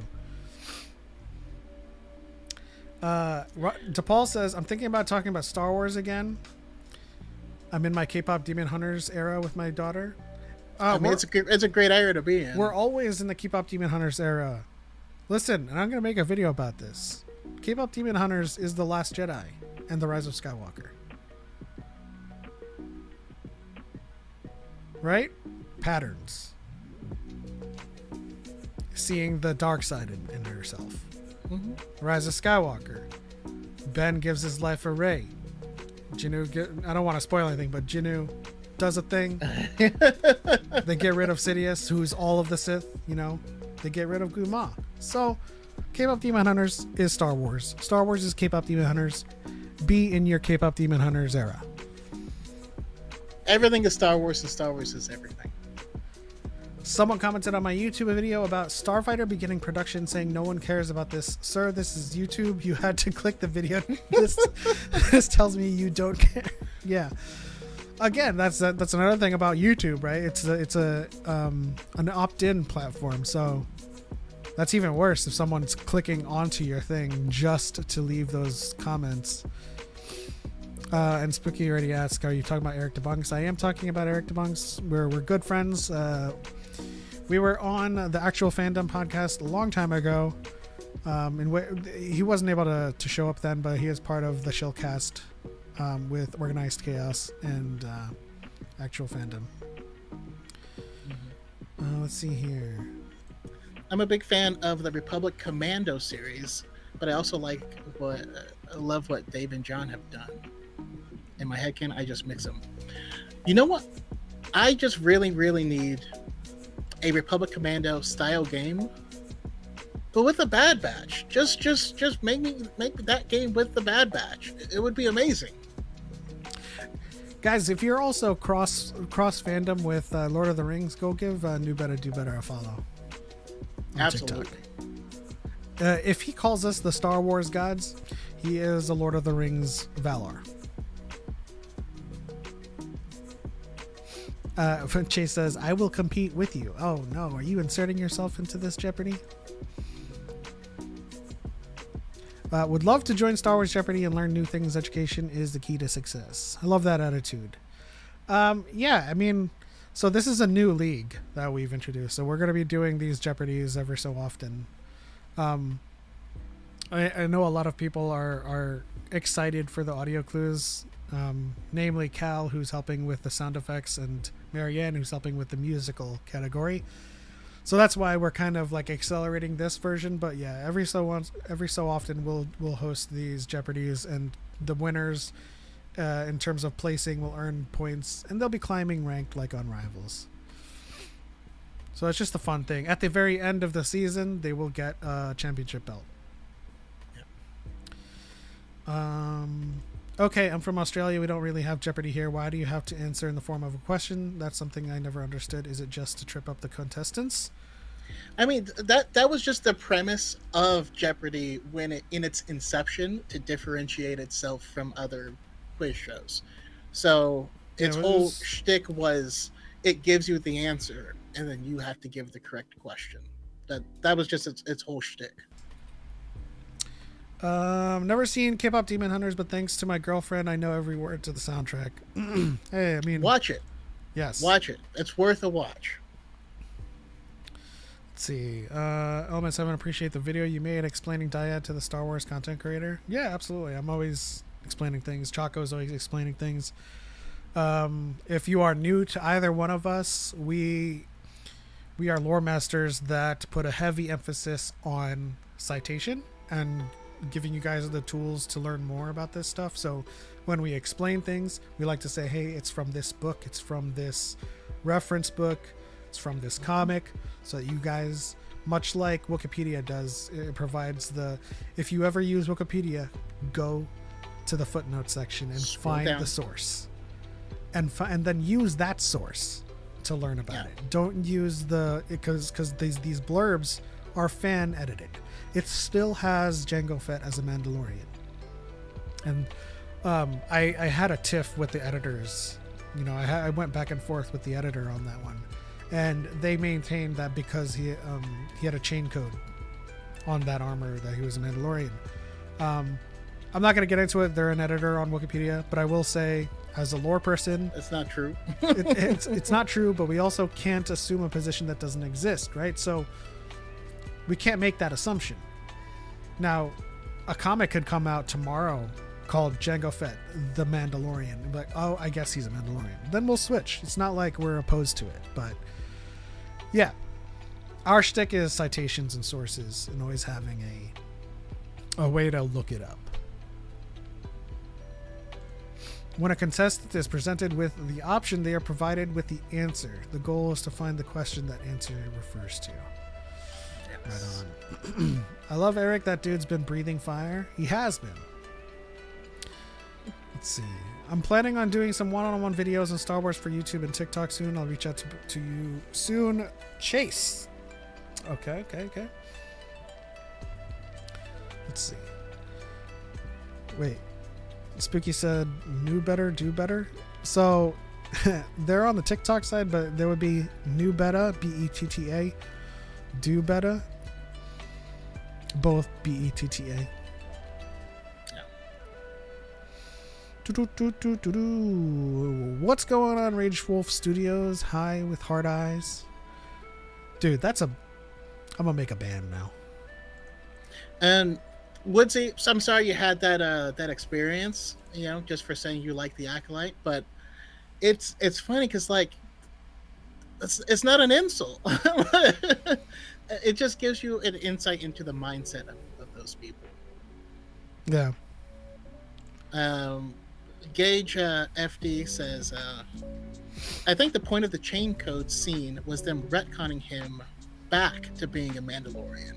So the chain code scene wasn't that. The chain just code establishing scene was ownership, meant proprietorship, to show that he actually has a tie to the armor, right? So that whole scene, if he's a Mandalorian, then Din Djarin is going to give him back, is going to let him have the armor, right? But after the Night of 1,000 Tears, a lot of Mandalorians died, and then a lot of people came around and stole Mandalorian armor off of them. And so for him, it's reclaiming, you know, the armor. This is not his armor, so he doesn't deserve it. I'm gonna take it back. So he's asking, "Are you a Mandalorian?" And I'm just a man. I'm just a simple man making my way through the galaxy. If he had just said yes, then yeah, he would have given it to him. But this was to show that he actually has a tie to the armor itself. This is not stolen armor. It actually does belong to him. Right. And as lore keepers and lore masters, there is a possibility he once was. But with the Mandalorian lore that we have currently as established in canon, it is a rite and a creed that you live by, right? Just as Din Djarin removes his helmet, in the eyes of the armorer, he's no longer a Mandalorian, so he has to bathe in the living waters on Mandalore to reclaim that creed. Same thing with Bo-Katan. She was birthright Mandalorian, so I mean, she was royalty as well, but she still had to go through that rite as part of the theatrics that her father loved. Mm-hmm. So, at the very best, our position is: could Jango Fett have once been a Mandalorian and then left the lifestyle and creed behind? Yes. Became a bounty hunter? Then that would currently, as he is a bounty hunter, not be a Mandalorian, and in death not be a Mandalorian. But currently, the chain code only establishes Jango Fett as a foundling. Yes. I assume that Boba being a Mando was John's goal based on his feelings about the original Switch. But I mean, it's if you watch Book of Boba Fett, he's looking for a place to belong. He doesn't go try to seek out Mandalorians. He finds his people elsewhere. You know, he's never considered himself to be one. In fact, in Book of Boba Fett, he ridicules Din Djarin for his stance. He ridicules. He ridicules Bo-Katan as well. He ridicules the planet. So for both Boba and Jango, there's no canon reference material that says he's a Mandalorian. There's tons of proof for everyone else. No reference point says he's a Mandalorian. We know that that John says he's not a Mandalorian. George says he's not a Mandalorian. In the Age of Republic, there's a Jango Fett comic, and in that comic, it says he's not a Mandalorian. If you look at the way you become a Mandalorian, there's no indication that he's ever done that. He doesn't say anything good about Mandalore, the planet, or Mandalorians. He doesn't say anything supportive. He doesn't act in any way supportive to them. There's literally nothing that indicates him as being one in any way, shape, or form, including he's never identified himself, nor has anyone else identified him as one. In fact, someone specifically said he's not one.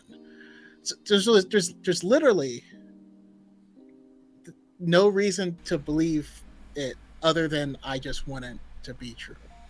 And in response to this message, I also feel like if that was John's goal, then he would have been explicit about it in the writing.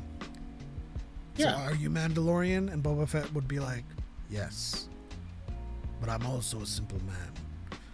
so I'm like, okay, I guess so this is when I say even Boba Fett doesn't identify as a Mandalorian. You know, and I don't think Jango would identify with it being a Mandalorian either. I mean, we have two canon Jango comics, and yeah, neither one does he do it. Rage Wolf says, what's your opinion on when Disney acquired the rights from Lucasfilms? Do you think it was a good decision? My stance on it is that it's not my place to say. I think Star Wars is better than it's ever been. We're in a good spot with content for everyone, content for children, content for adults, content for smugglers, content for Jedi, content for adolescents. With Skeleton Crew is fantastic. In terms of why he sold it, I absolutely understand. Right? He was getting old. He was having a family. And I think it was in the interview itself, he said, if I start work on the sequels now, it's going to be another 10 years, and I'm going to be 10 years older. I'm going to get even older, and this stuff would rule his life. And so he was ready to hand the reins over to his protege, Kathleen Kennedy. And if you read Ride of a Lifetime, which was Bob Iger's memoir. He says that George Lucas hired Kathleen Kennedy to take over before the sale. So I know a lot of people will point to Kathleen Kennedy as like a Disney plant, or like she came on with Disney. But we keep on saying repeatedly, George Lucas hired her to take over the reins. And he says in the interview, I was giving her all of the stuff, getting ready to pass it on to her before Iger made the buy. And then Iger in the memoir was like, that was a dick move, but a power move nonetheless. Just to make sure he had his people running things, as the transition happened. And even though over the 40 plus years that Lucasfilm has existed, yes, there are new people there, as most companies do. People age out of their roles and new people come into them. But for the most part, there are still people there that worked with George Lucas. Yeah. Sostak, George Chang, Pablo Hidalgo, Dave Filoni, Chang, a lot of people at ILM still working with Lucasfilm that were there since the beginning. Lawrence Kasdan wrote The Force Awakens.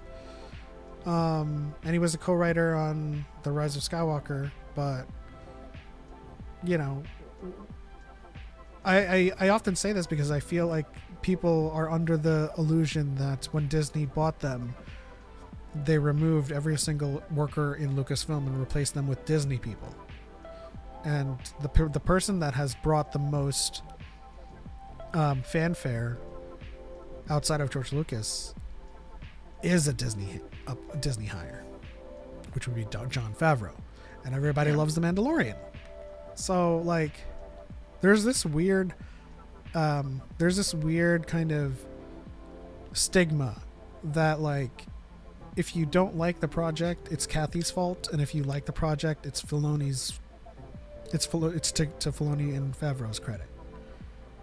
But Kathleen Kennedy is overseeing everyone, right? And that's why I love.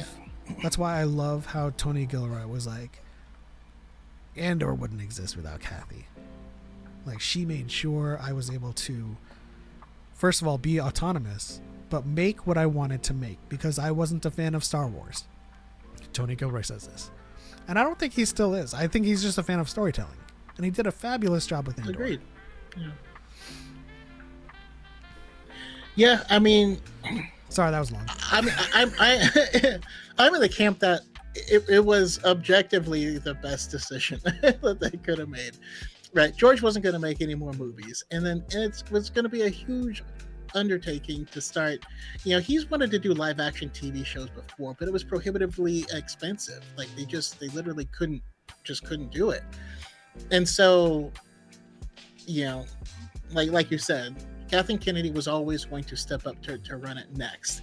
So whether it sold to HBO or to whomever, Kathleen Kennedy would still be running it. But George has also made it clear that he wouldn't have wanted anyone else to run it other than Disney. So considering that and what we've gotten, sure, some things have missed, but I think there's more hits than there are misses. I think there's the quality of the books and stuff have gone up considerably, you know, on average. Objectively, the IP has never been more valuable. I got to go to Disneyland and be inside of Star Wars. That was pretty cool. You know, I just I think it was a great decision. To add to the objectively a great decision, George Lucas also sits on the board with Disney as a major shareholder, and he's still making bank, and he's able to have his family and spend time with them. So objectively, it was a really great decision. You know, Wildcard says objectively Disney ruined Star Wars, but why is it good they did? Because everyone will hear about the EU and want to read that instead. Sometimes we need the bad to create the good. Yeah, I mean that's wrong. That's not a correct use of objectively. So the reason I used the word objectively before was what I said specifically is objectively, the IP has never been more valuable, right? They purchased the IP for $4 billion, and in this short period of time, its value has gone up tenfold, more than tenfold, which is an insane return on investment. And George Lucas made serious bank because half of his money was Disney stock, and so he's currently still the single largest shareholder. But I mean, if you feel like if you feel Disney ruined Star Wars, that's okay. That's subjectively your opinion. Yeah, that's just your subjective opinion, which is fine. And if you want to read more EU books, that's great. You know, under Disney, they have been re-releasing the best ones. So as a massive EU fan myself, I mean, there's a lot of really good books. There's a lot of really bad books. So I love having this essential collection because they are re-releasing the good books. So you don't have to really guess, but also raising the production on the audio side and all that stuff is also fantastic. You ever wanted to hear Sam Witwer do Maul Shadowhunter? They redid that audio book. It's pretty cool. So, I mean, we have Ashley Eckstein reading as Ahsoka in her book. Like, a lot of things are really good under Disney. Now, am I going to say it's all great? No, but that's the nature of an IP that releases a lot of content. There's going to be misses and there's going to be hits. And to kind of like, as it relates to this point, Rage Wolf says, I understand your point. I just think the difference is extremely noticeable, especially in the magic of the films. I'm 41 myself and grew up with the old films. I'm 40. I grew up with the old films too. Asian don't raisin. I know it can be deceiving, but I am 40 and I grew up, the first Star Wars was when I was 6 years old. And the only thing I can say, like, you know, you're extremely valid in that, you know, point of view. It's just the world changes, you know. Old storytellers age out, new storytellers age in, and the types of stories we're gonna get are gonna be different. And as it pertains to the originals, to the prequels, like, the originals were largely rewritten by Marcia Lucas, and the prequels was written by George. And then he sold the company, and there's new storytellers. So I get it that, you know, the magic, as you put it, is noticeably different. It is, but it still has that same spirit of Star Wars that I love. And I don't expect it to remain the same for the next 30 years. I think things are also going to change as the focal point of Star Wars changes, right? Because in the era that you and I lived in, Rage Wolf, and Choco himself, if I can speak for him, was largely, the focal point was largely the Skywalkers. Mm-hmm. But as we exit the Skywalker saga and start telling stories about Rey and the New Jedi Order and Ryan Gosling's character in Starfighter, and then we go back in time to the beginning of the Jedi, we explore all of these stories external to the Skywalker saga. Saga. It will feel inherently different. So I totally understand your point of view.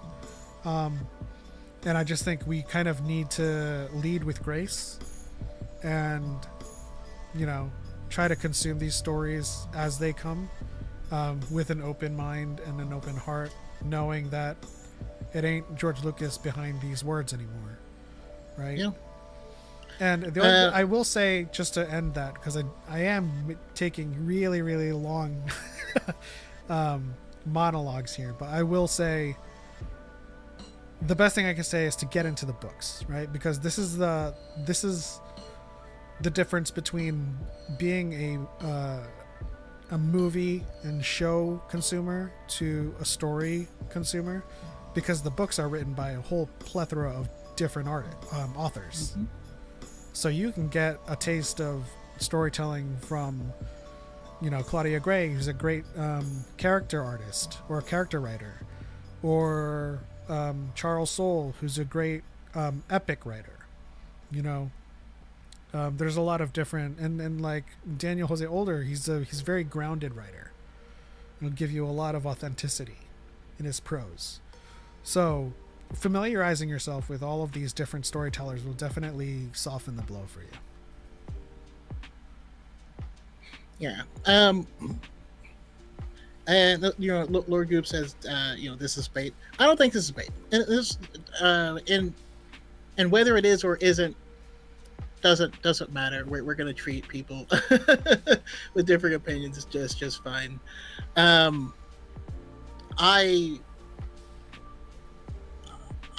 mean, I loved the expanding universe. I like the canon books better, because I just think that the quality is just higher. But I also want to mention, you know, the stories aren't being told like they were in the 90s, and that's good. You know, I mean, listen, you know, some people will read 80s stuff or 70s stuff or classic things, or, you know, it's not going to feel like the 90s because it's not the 90s. These things just change. Nothing's going to capture the magic as much as it did when we were children. You know, I have countless hours writing my own Star Wars stories, playing with my action figures and all this stuff that is never going to go away. And it's a part of the zeitgeist. It's part of how I view all of these things. And I can't change it. Nothing's ever going to recreate that magic. And that's okay. But yeah, if you've truly fallen out of love with it, that's cool. I recommend finding something that you do love.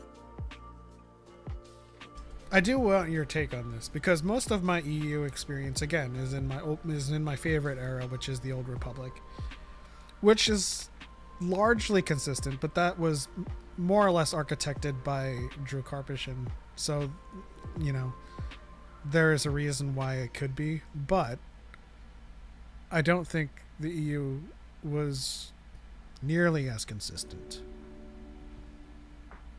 Oh no, the EU wasn't even close to being as consistent. Even the major books, the most popular books in the EU, still weren't consistent. Like even the Thrawn trilogy, which is a lot of people's jumping off portion, has, you know, Leia remembering being with her mom and hiding in a trunk and all this stuff. No, it's very inconsistent. I find that but it just depends on which books you have read, and I think that is the biggest kicker, because I also talk to people who've read, you know, maybe the top 5 books or the 10 most popular books, and so to them everything is cohesive and really good. Once you hit, you know, 150 books, you get a bigger picture of all of it. And no, there's a lot of inconsistencies, but again, it comes down to what you prefer. For me, even the good books, like the X-Wing books, are still super dated. They're very, very 90s, and to me, it's actually not a good thing. Yeah, the EU tells a very interesting story going all the way from the Republic even exist to before the Republic existed to beyond the original trilogy. Star Wars legacy as Luke's descendant rise to his role. So yeah, you're right. I hate Kate Skywalker, so well, I mean, just in general, you're right. It spans the timeline of Star Wars as we know it, going back 25,000 years and forward. We're still saying there's inconsistencies. There are books that trample all over each other's continuity. You know? Yeah, I mean, and it's supposed. I mean, George was the biggest person that was guilty of it. You know, especially if you watch the Clone Wars, the Clone Wars tramples all over a lot of stuff as well. They've made it very clear that they. I mean, frankly, it was never canon, right? It was considered in continuity, but not canon. Yeah, so Wildcard, it wasn't decanonized. It wasn't canon before, but they said as long as it didn't conflict with a canon source, it would be considered part of the overall continuity. And of course, that's coming from the reader's companion to the expanded universe. And it's well, just to add to that, George Lucas, like to prove the point that it was never canon. George Lucas was actively retconning every single EU story he could. He changed Maul's story, he changed Jango's story, he changed the Mandalorian lore, and he did this before Disney bought the IP. So, like, yeah, if it was canon, George was breaking lore before the Acolyte did. And I mean that reader's companion came out before Disney bought Star Wars as well, that specifically outlined it. So I mean, it is what it is. If that's what you prefer, it's what you prefer. Again, I'm a big fan of it. I think that just the overall quality has only gone up, you know, since then. But some of my favorite writers from the expanded universe are still writing canon books. Yeah. Even the Old Republic wasn't consistent. The Revan novel is a stinker if you liked KOTOR 2. I actually liked that novel, and I dislike KOTOR 2. So, I mean, I guess you're, Gage, you're kind of right in that thinking. My biggest dislike with the inconsistency with Revan is what they did to him in Sator. Because, like, you know, reviving him out of nowhere and be like, I've been imprisoned this whole time. They've been using my energy. and then you save him, and then you put him to rest, and then the Emperor attacks again, and is using a splinter shadow of Revan's dark side, and Revan's light side is like, "Hey, player, come save me! I've been splintered into 2 parts, and my dark part is attacking this world." It was. I wasn't a fan of that arc. Shadow of Revan, but everything from KOTOR to the Revan novel, I really liked. Yeah. Let's see. Nobody can take away the magic of me teaming up Darth Vader and Cell with my toys as a kid. Dragon Ball fan in the house. I do wish we'd gotten an Alphabet Squadron series that takes place between episode 4 and 5. Okay. I mean, Alphabet Squadron as a team doesn't work until people are actively defecting a lot. But, Yeah. I mean, there should have been more. I would want more to that story.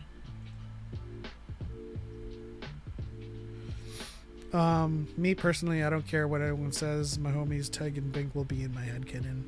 And, you know, we all have headcanons. I would love.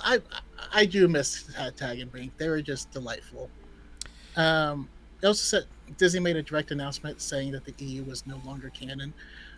So that original announcement, that's actually not how it was worded. And the only time they've even gotten close to referring to it as canon, you'll always see them use canon in quotes. So even they still won't say that it was ever canon, because again, we know how it was always viewed. But if we're thinking about it from a business perspective and from like a, you know, legalese perspective, they were referring to that canon, right? Because at the time, Leland Chi was upholding a canon tier list, right? And it wasn't a tier list of canonicity. It was a tier list of different canons. All of the canons, of course, building off of G canon, which was George Lucas's canon, but the EU, primarily the books, video games, and TV shows, were S canon, and they were S canon built off of George's canon, but a different canon nonetheless. But with the purchase of Disney, they wanted to optimize things, so they just kind of put everything under the umbrella of Legends.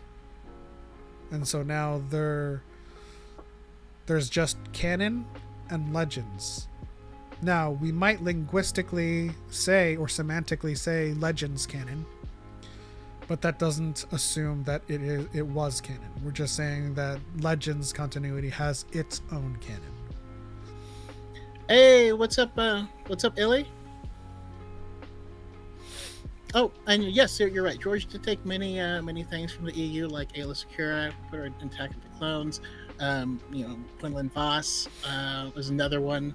The name Coruscant, right, originally was like Abaddon or something like that. Was that actually, as for actual retcons, it was just including? No, he literally stepped all over Karen Travis's Mandalorian lore. Yeah, it was way more than just that. I mean, I even already mentioned one. But what I was going to say is in the again, in the Reader's Companion, which is a book they released to explain to people how to view the expanded universe, and to explain it specifically said, I mean, it's not canon. Nothing enters, George's canon unless it's depicted cinematically in one of his projects, and that even if he helped on it or gave his stamp of approval, that doesn't mean it's canon. But it says it doesn't. You can say that it's in continuity as long as it doesn't conflict with a canon source, meaning it just wasn't canon, which is okay. That's not even, again, it doesn't lessen not being value. Canon doesn't make it any less good, doesn't make it bad, doesn't make it less valuable to read. It's just not It's just not canon. So whenever we're giving out information or talking Star Wars, we'll make the differentiation. But there's still a lot of Fantastic Legends books. Did we already shout out to Illy? Welcome back, Illy. I mean, I did, and it has been too long, Illy. It's nice to see you. Some people said that Filoni lied to Lucas, but that's conflicting since they said he allowed Heathcote to be retconned to be alive during the Clone Wars.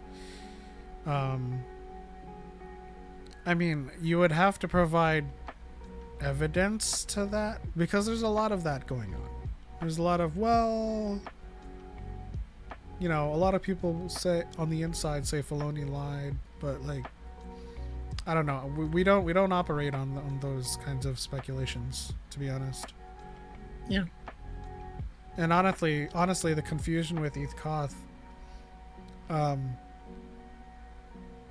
there was Heathcote was supposed to be arresting Palpatine too, right? But even they were like, no, that's just egg and coal. That's another. Yeah, no, George literally thought we wouldn't notice that it wasn't the same person, even though it's they don't look the same at all. And so yeah, he had to later make the change. I has been busy raising foster kittens. I've missed everyone so much. Well, that's cool. I myself And kittens. There's multiple. Choco has some kitties. I myself have a stray in the back that just chills, and I'll put out food sometimes. That's cool. The only real thing I know that George was involved in the EU was telling them to kill Anakin Solo. Yeah, I mean, there's plenty of things that he was directly involved in. You know, I mean, he was very involved in and actually wrote the foreword for Splinter of the Mind's Eye, for instance.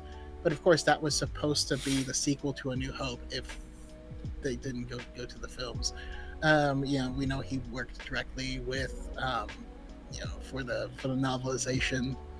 And then there was certain stuff he told people to do or not to do.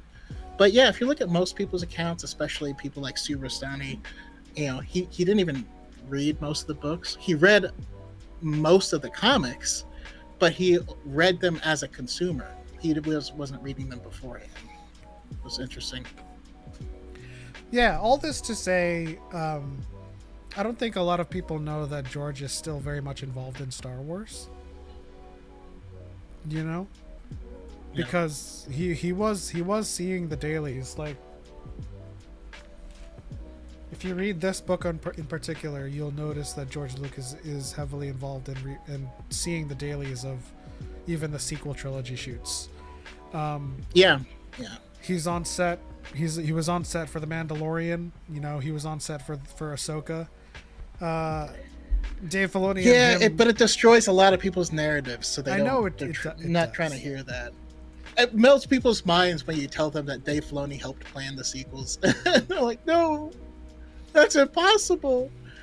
Eli Harris says, Kylo accomplished what Vader couldn't. He brought his loved one back from death. Some say it's unnatural. And you know what? That's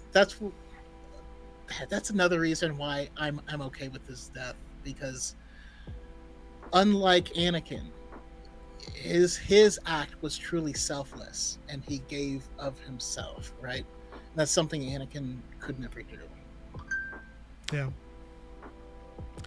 Yeah. Illy says, fun fact, the Obi-Wan show is George's fave of the Disney Star Wars, excuse me. I wouldn't be surprised. I mean... Yeah, I wouldn't be surprised. I don't know where that's coming from, so I would have to vet. I mean, again, we are notoriously specific with where we get our sources, so...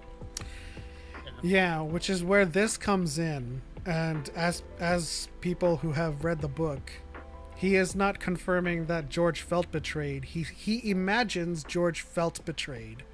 Yeah. By not using his outlines. This is basically me being like... This is Bob Iger's thoughts on what George has said. This is me Again, saying I read Ride of a Lifetime as soon as it came out. That's why we talk about, again, we always talk about sources. So rather than getting a quote from the book, I read the whole book. that's like me saying if I were to take a sip of this Dr. Pepper right now, Choco would probably feel thirsty. I don't know if he actually feels thirsty or if he is even watching me take a sip, but that's how the line in the book went. Yeah. Like there's no source direct quotation of George saying I felt betrayed. That was just how Bob Iger thought George would have felt. So he said about Obi-Wan being his favorite in an interview last year. Yeah, if you do have that interview, let us know. I would love to check it out.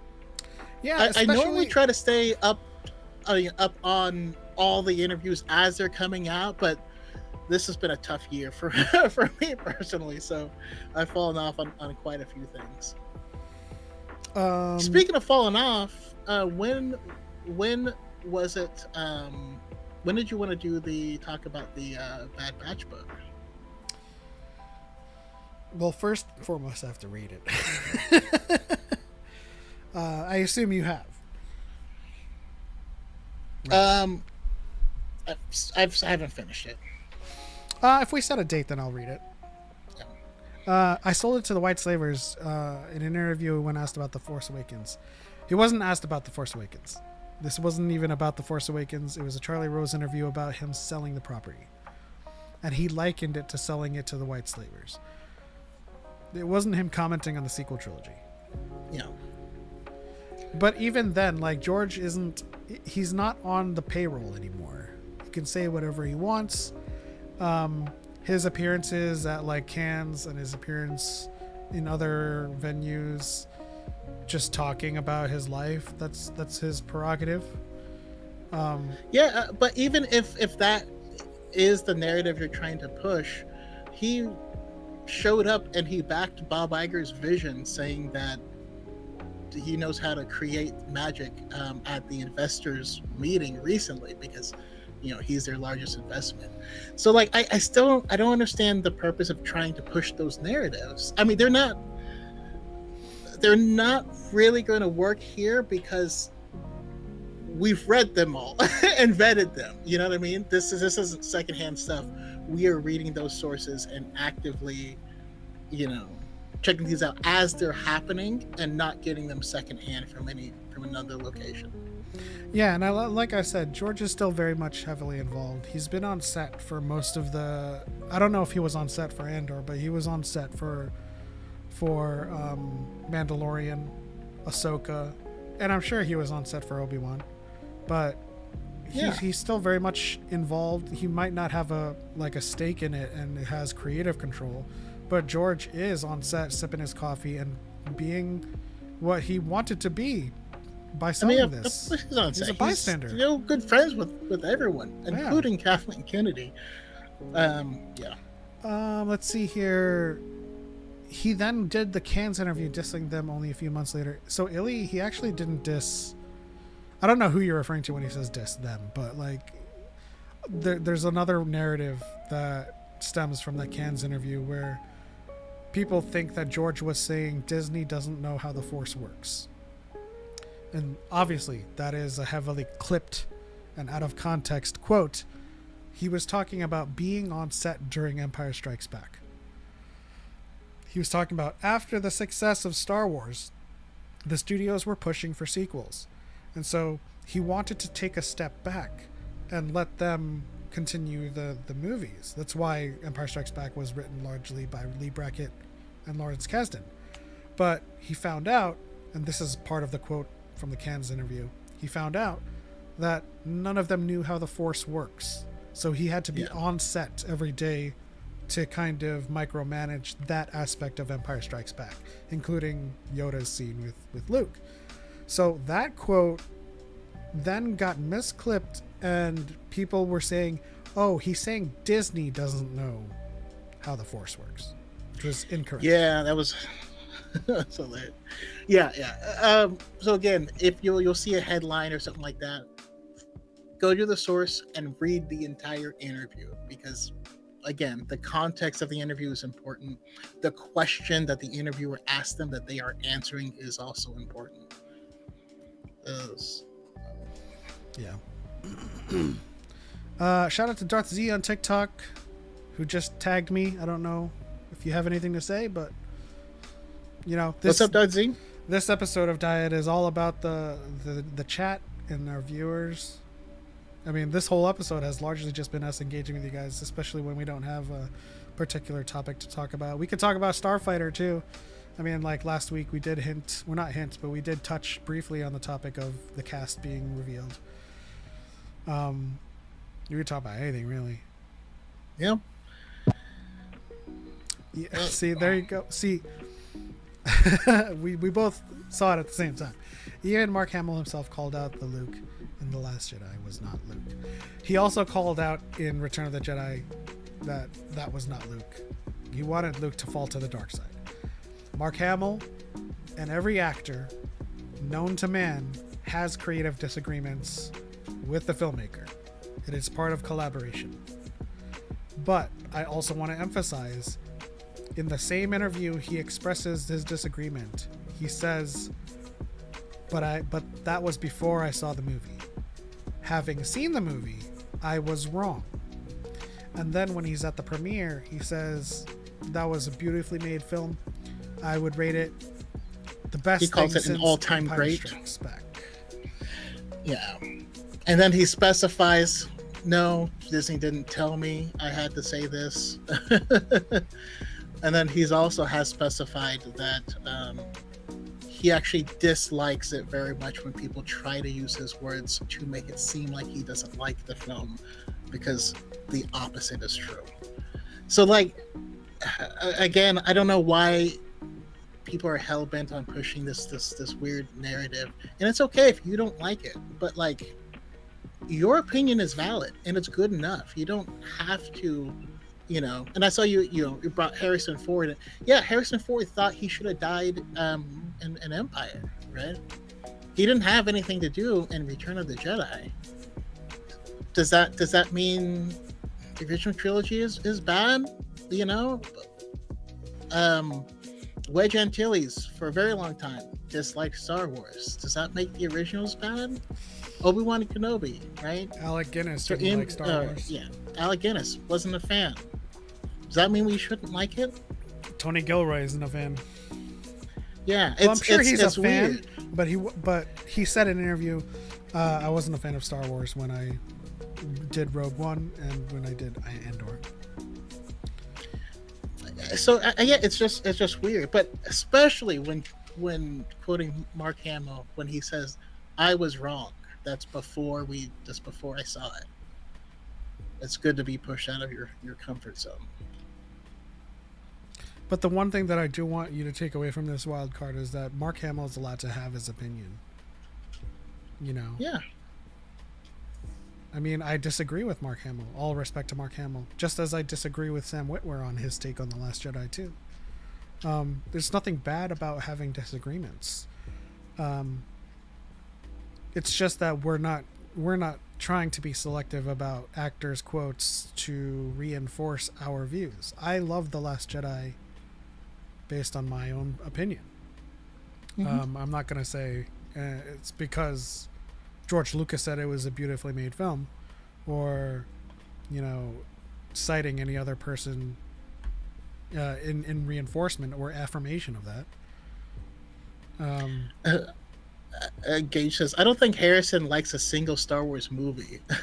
Oh, I think Harrison Ford is just an epic level troll. Like, if you, by the way, fantastic show, Shrinked. It's on Apple TV. And if you ever hear any of the interviews where they're talking about Harrison Ford behind the scenes, and he's just like a very dry, gruff old man, but everything he says is golden and hilarious. If you haven't seen that show, definitely check it out. And if anyone else could make a Star Wars show, I would want it to be Apple TV, because they run it as a loss leader. They throw epic amounts of money behind their shows, knowing that no one is going to watch them, because they don't have the subscriber base. But all of their stuff is really high quality. Yeah, I'll give you this one. All right.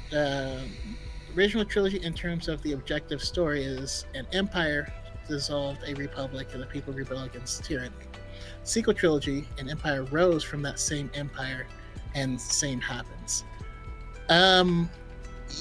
No. So I love that that George was a big fan of history when creating Star Wars, and so he based it off a lot of historical things. And I think it's interesting that the sequel trilogy is based off of a continuation of that history. And it's funny because we are currently living through the sequel trilogy right now in real life. There are people that will look at some past evils and decide, you know what? There was security then, or it was a strong leader then, or we want to go back to those times. They're trying to make the galaxy great again. And so the First Order is essentially that. It's not the same, right? The First Order is not the Empire. But it's interesting how these things actually echo themselves in real life, which ends up being the basis of the story. But again, if you don't like it, that's fine. You don't have to like it. Yeah, I do want to put it out there that we appreciate you engaging respectfully in this discussion. And of course, to reiterate, this channel and our channels are never in the service of getting you to like or dislike anything. But we will correct misinformation. Yeah. TLJ is brilliant in my opinion. Can we please see more from Broom Boy? Wonderful the mind of a child is. Tamiri Black needs a story, and I think he'll show up in Rey's New Jedi Order. Yeah, I mean, I'm cool if we don't ever see him again, because he's Listen, me. Don't insult our Club Shido. He represents all of us who was inspired by Luke Skywalker to stand up and do the right thing and fight for good and justice, and that makes me happy. Let's see. Ailey says the first sequel movie was definitely essentially a remake with lots of changes, but the other two movies are not similar to the OT. Or not similar, yeah. Yeah, and so, I mean, I think the overall story, not overall, but like the 10,000-foot view of The Force Awakens is very similar, and that was done intentionally. And so I think there's a bridge. For me, at least, when I watch it, I see that what they're trying to do is show how these types of events, are recurrent.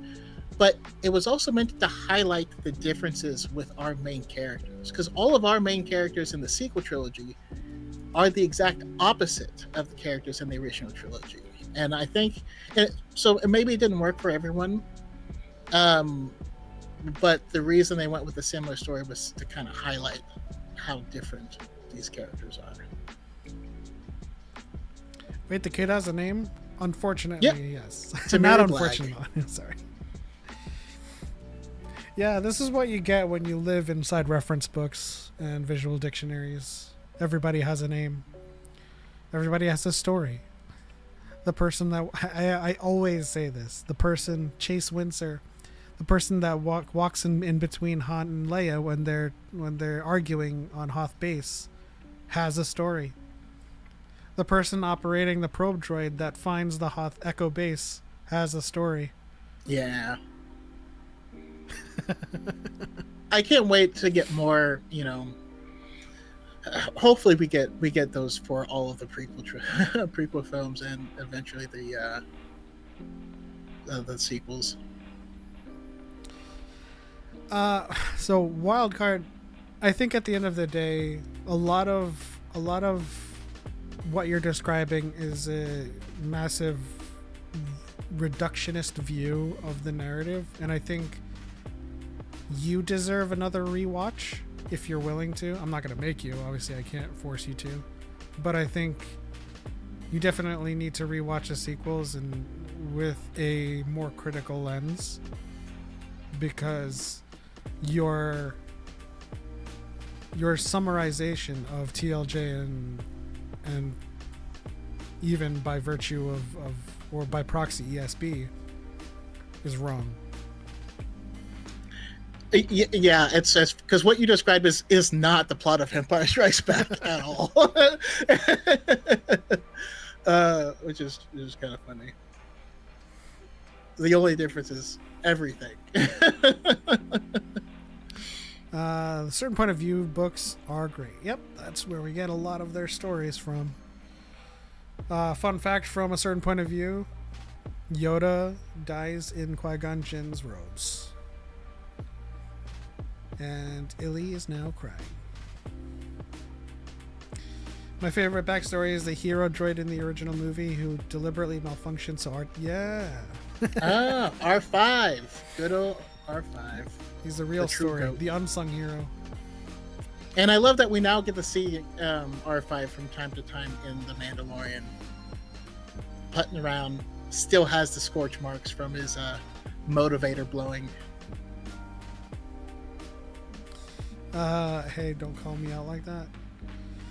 I mean, I only called you out because I want to cry, knowing that too. I rewatched the sequels prior, and so far I don't seem to enjoy any of them compared to the OT. I have my fair share of gripes with the OT, let me tell you. Now, granted, the one about A New Hope is largely because it was always meant to be a standalone called Star Wars. And so when they have a big ceremony at the end, you're kind of like, well, nothing bad can happen after this, right? They've defeated them. It's all over. Done. They're getting medals of honor and stuff. You know? What about my boy Chewie? No? Okay. that was Star Wars for us. Ooh. Gage asked, do you guys have favorites from the point of view books? Mine is Qui-Gon's chapter in A New Hope. Yes, so that is Master and Apprentice by Claudia Gray, not to be confused with the book Master and Apprentice by Claudia Gray. But that short story is incredible. I absolutely love that one. I actually like From a Certain Point of View, which is odd because it's the namesake of the book. Yeah, that was really there's a few of them. There's also another one in really A New quickly. Hope. It's because they're like, I think we should have trained Leia. Yeah. I'm surprised the chuds didn't hop onto that. Trying to erase Luke Skywalker. They can't read. Exactly. And I also think Then Fall Sidious has some really, really good stuff. There's also the story of Obi-Wan appearing to Yoda like right after he died. Oh no, in A New Hope, the one where Obi-Wan is becoming one with the Force, Mm-hmm. and it's jumping back and forth between different like periods of time, and then they start to get like mixed up. Is also really, really good. There's so many great ones. The idea that Yoda backed Leia is so interesting. Listen, he hedges his bets sometimes, you know? I mean, we kind of saw the writing on the wall when he's like, what am I even doing here? We're wasting our time. And Yoda's like, I cannot teach him. And then in the back of his mind, Yoda's like, where is the other one? And that was only confirmed when he comes back. Like, why did you tell me Vader is my father? And he's like, I'm gonna just die. Must sleep. Earned it, have I? Cal4 says, Chaga with another sexy hat. Shout out to Cal4, senior correspondent to the stars, and our current proctor for the sound effects clues in Volume 3 of Jeopardy. Yeah. By the way, the mention of the L3 story and from a certain point of view also makes me happy because it ties directly into the other Claudia Gray book, Lost Stars, where you find out like it was them who put the tracking, device aboard the Falcon. It's really cool. And this is what I love about Star Wars as it is now, because there's so much of it to love, right? There's misses here and there. There are shows and stories that I'm like, I ain't really vibing with that. But at the end of the day, there's more to love than there is to hate. And even then, I can't bring myself to hate them, because if it doesn't vibe with me, I leave it in the lurch and I go enjoy myself with the things that I like. So, it's kind of like that video we shared with you guys earlier about, being friends with Star Wars. Wait, you mean you didn't like that the Dianoga was sentient and... I knew the Dianoga was sentient. It requires sentience. And was force sensitive and was starting to learn how to use the force when the Death Star blew. I did not like that at all. Yeah, that was weird. Yeah, I don't love everything in Star Wars right now, but what I do love about Star Wars, I love a lot. Otherwise I wouldn't have... See this? This is a World Between Worlds tattoo. And you know where that concept comes from? Disney.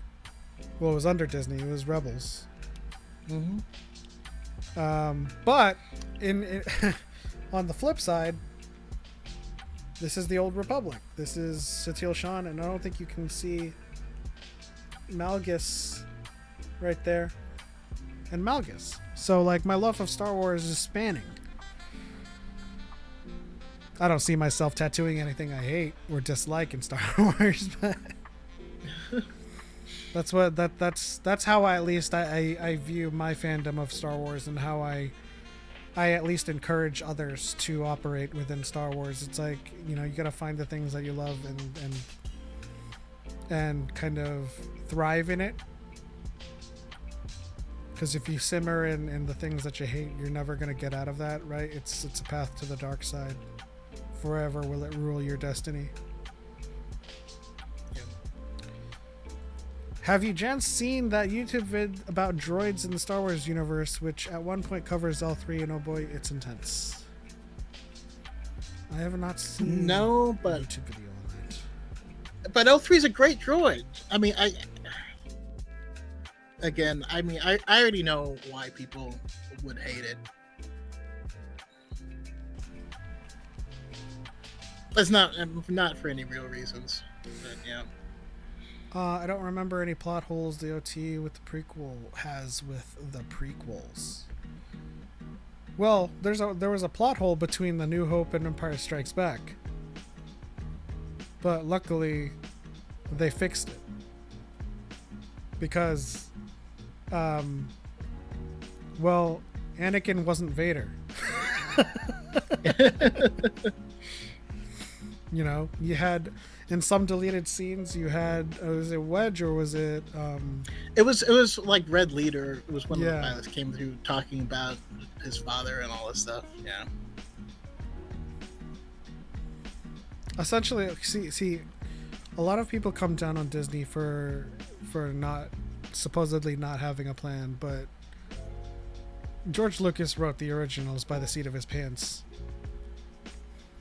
It's funny because they had an outline though. They didn't have a strict script for 3 movies, but honestly, almost no one shoots like that. So it's a weird complaint when every Star Wars film has been like that, but that's literally how most films are.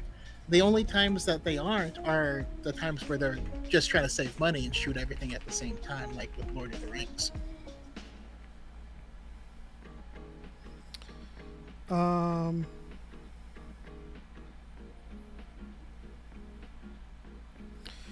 keep forgetting her name, but it was another one. Leia wasn't Luke's sister. Luke had a long-lost sister that was out there somewhere. Oh, Nelith. Nelith. Luke's sister was Nelith. Was going to be his sister. Yeah. And because test groups were complaining about the love triangle, they made Leia his sister. He's like, never mind, he's not a love interest.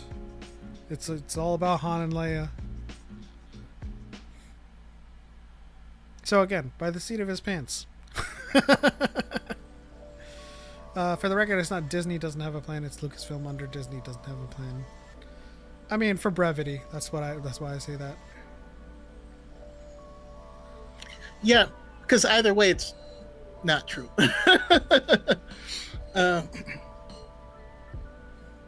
If anyone read the old drafts of ESB and Return of the Jedi, they would know Lucas never had a huge plan. No, he didn't. Oh yeah, I mean, if you watch Revenge of the Sith with audio commentary, they tell you that he was rewriting and reshooting things like up to like 2 months before the movie came out. Like he's a madman, you know. Oh yeah, I mean, like, it is what it is. The final scene with Palpatine, Mace Windu, and Anakin. George says, originally I had it this way, but Samuel L. Jackson wanted to go out like with a bang, and he didn't want to go out like no bitch, quote unquote. So he changed that scene. Yeah.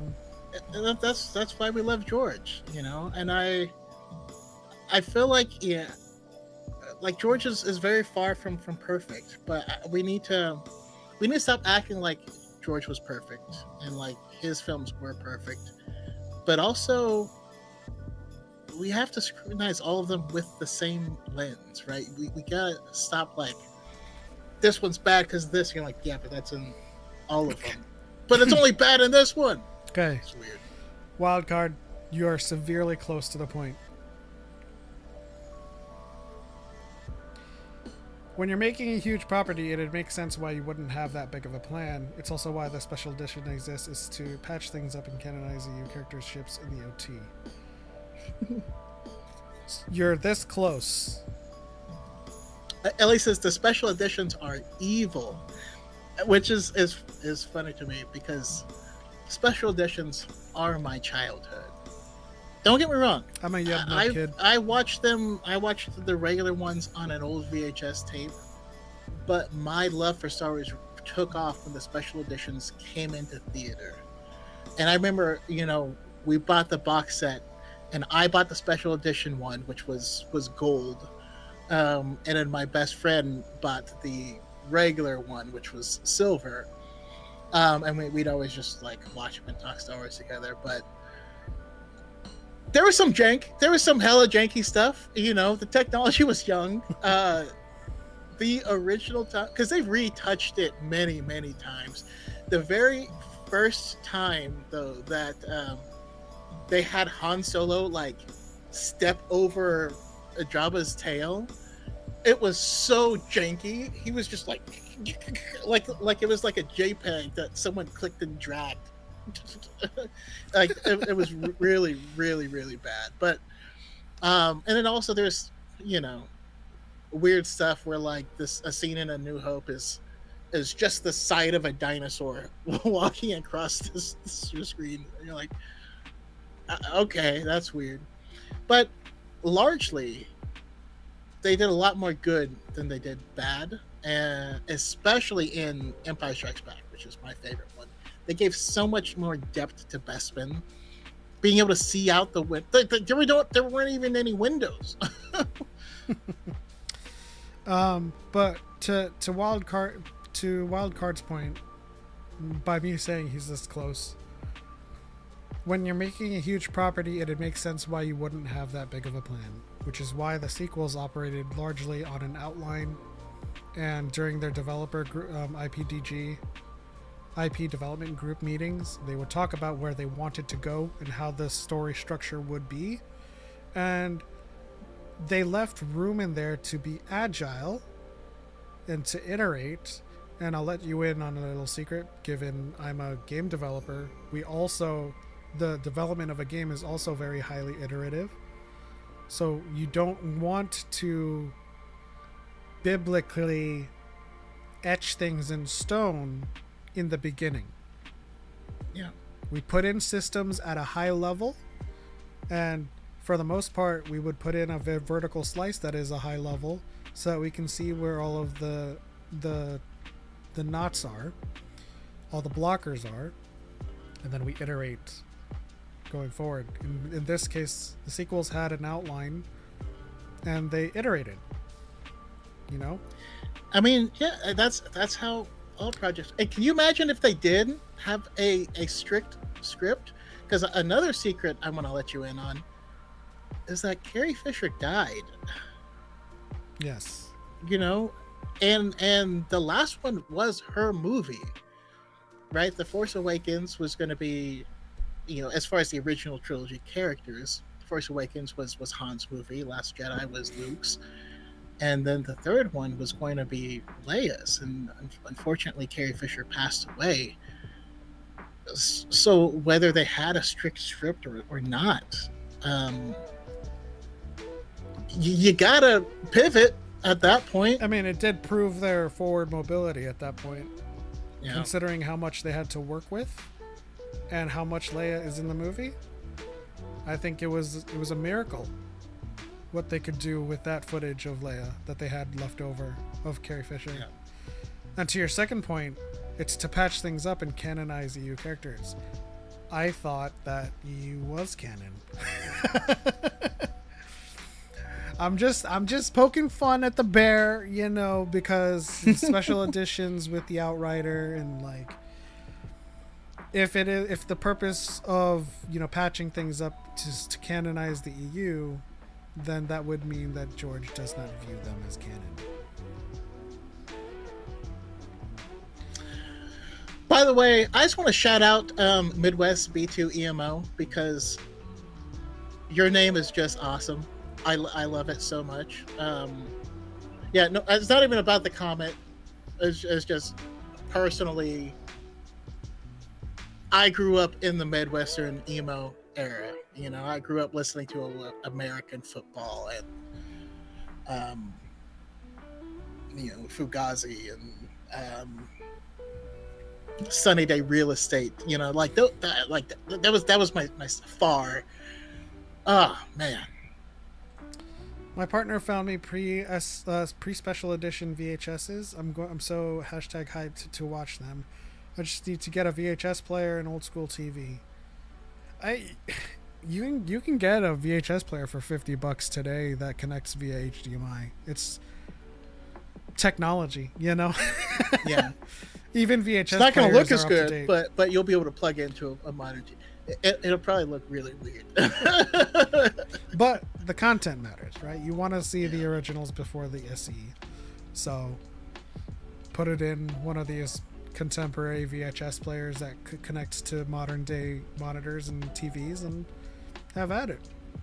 All right. So, people, what is the best change that Star Wars has done post-release of film? The best change.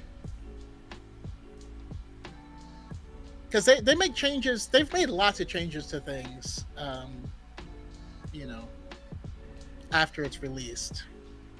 I'm curious if you have a favorite. Well, shout out to the 9 viewers we have on TikTok. It got us to 5,300 likes. We appreciate you once Hey, again. thank you, Sem2412, for the one heart me. Also, Ellie, you're right. Watching it on, depending on the player, if it doesn't know and it tries to stretch it, it might look really terrible. I mean, if it doesn't stretch and it's on an HD TV, it's gonna be small. Yeah. But I mean the you're right. aspect ratio. I think the best change. I think the best change is something that they have pivoted away from, but still include just by virtue of continuity, and that's going away from midichlorians. They still use it in terms of M count for the scientific part, Right, you have Pershing, who is explaining things from a scientific point of view. He's like, oh, Grogu has a high M count. But largely, when you read the comics around Luke Skywalker, even his personal journal from Secrets of the Jedi, he's like, yeah, they used to call it midichlorians, but I don't buy that. He goes on and treats the Force in a very different and spiritual way. So I kind of appreciate how they kind of like played Tetris with that. Yeah, I get what you're saying, but I more so meant like continuity, like change? not concept that they've changed, but I mean like literally something that they changed, right? Like first thing comes to mind is I think someone else mentioned it. So Palpatine and Vader dialogue in Empire, right? That Mr. Midwestern B2EMO said, because Are you talking about between the SC? In general of any change like that, but yes, from regular to special editions, it definitely qualifies. Because they added it's Tamara Morrison's voice in there, and they also made the Emperor be the Emperor and not a woman in a chimp mask with goggles. I don't know if this is a hot take, but I think their best change was to put Hayden into the Force Ghost. I do enjoy that. I know a lot of people don't, but for me, when I was little, I saw Return of the Jedi, and I was like, "Who is that?" I don't know who that man is. I didn't recognize him. I just think narratively it makes sense, especially when you read the From a Certain Point of View books, and you learn that corporealizing as a Force Ghost is based off of memory, right? The memory of who you were when you last touched the light, and in Anakin's case, when he last touched the light, he was wearing Jedi robes. And also, he never looked like Sebastian Shaw. Yeah, he never ever. looked like Sebastian Like Shaw. he wouldn't have a memory of that. Let's see here. Jabba being a change. I mean, originally Jabba was just a dude, just a big dude in a coat. He's a gangster. So I do like that. I worded my question very specifically because the change I wanted to bring up isn't from the special editions. I'm glad they got rid of crackhead Yoda. Oh, from the prequels, yeah. In the prequels, they used a puppet Yoda that straight up looked like a meth addict. It did not look like Yoda. It looked like Golem doing a Yoda cosplay. And so they took him out and replaced it with a CG Yoda that does not give me nightmare fuel. To give like a broader pop culture perspective to it, I liken it to seeing Mike Epps as the old dude from Friday After Next with the shotgun. Yeah. It just kind of...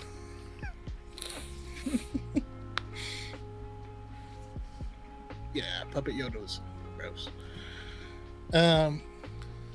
I like it in the way it's like initially easier to use the Force, but not decide who can and can't use the Force. Glad this seems to be the case in canon. Is there a previous? Yeah, so I love midichlorians, but I don't understand why the fandom took it the way they did originally. Because even back then, I never took it that way.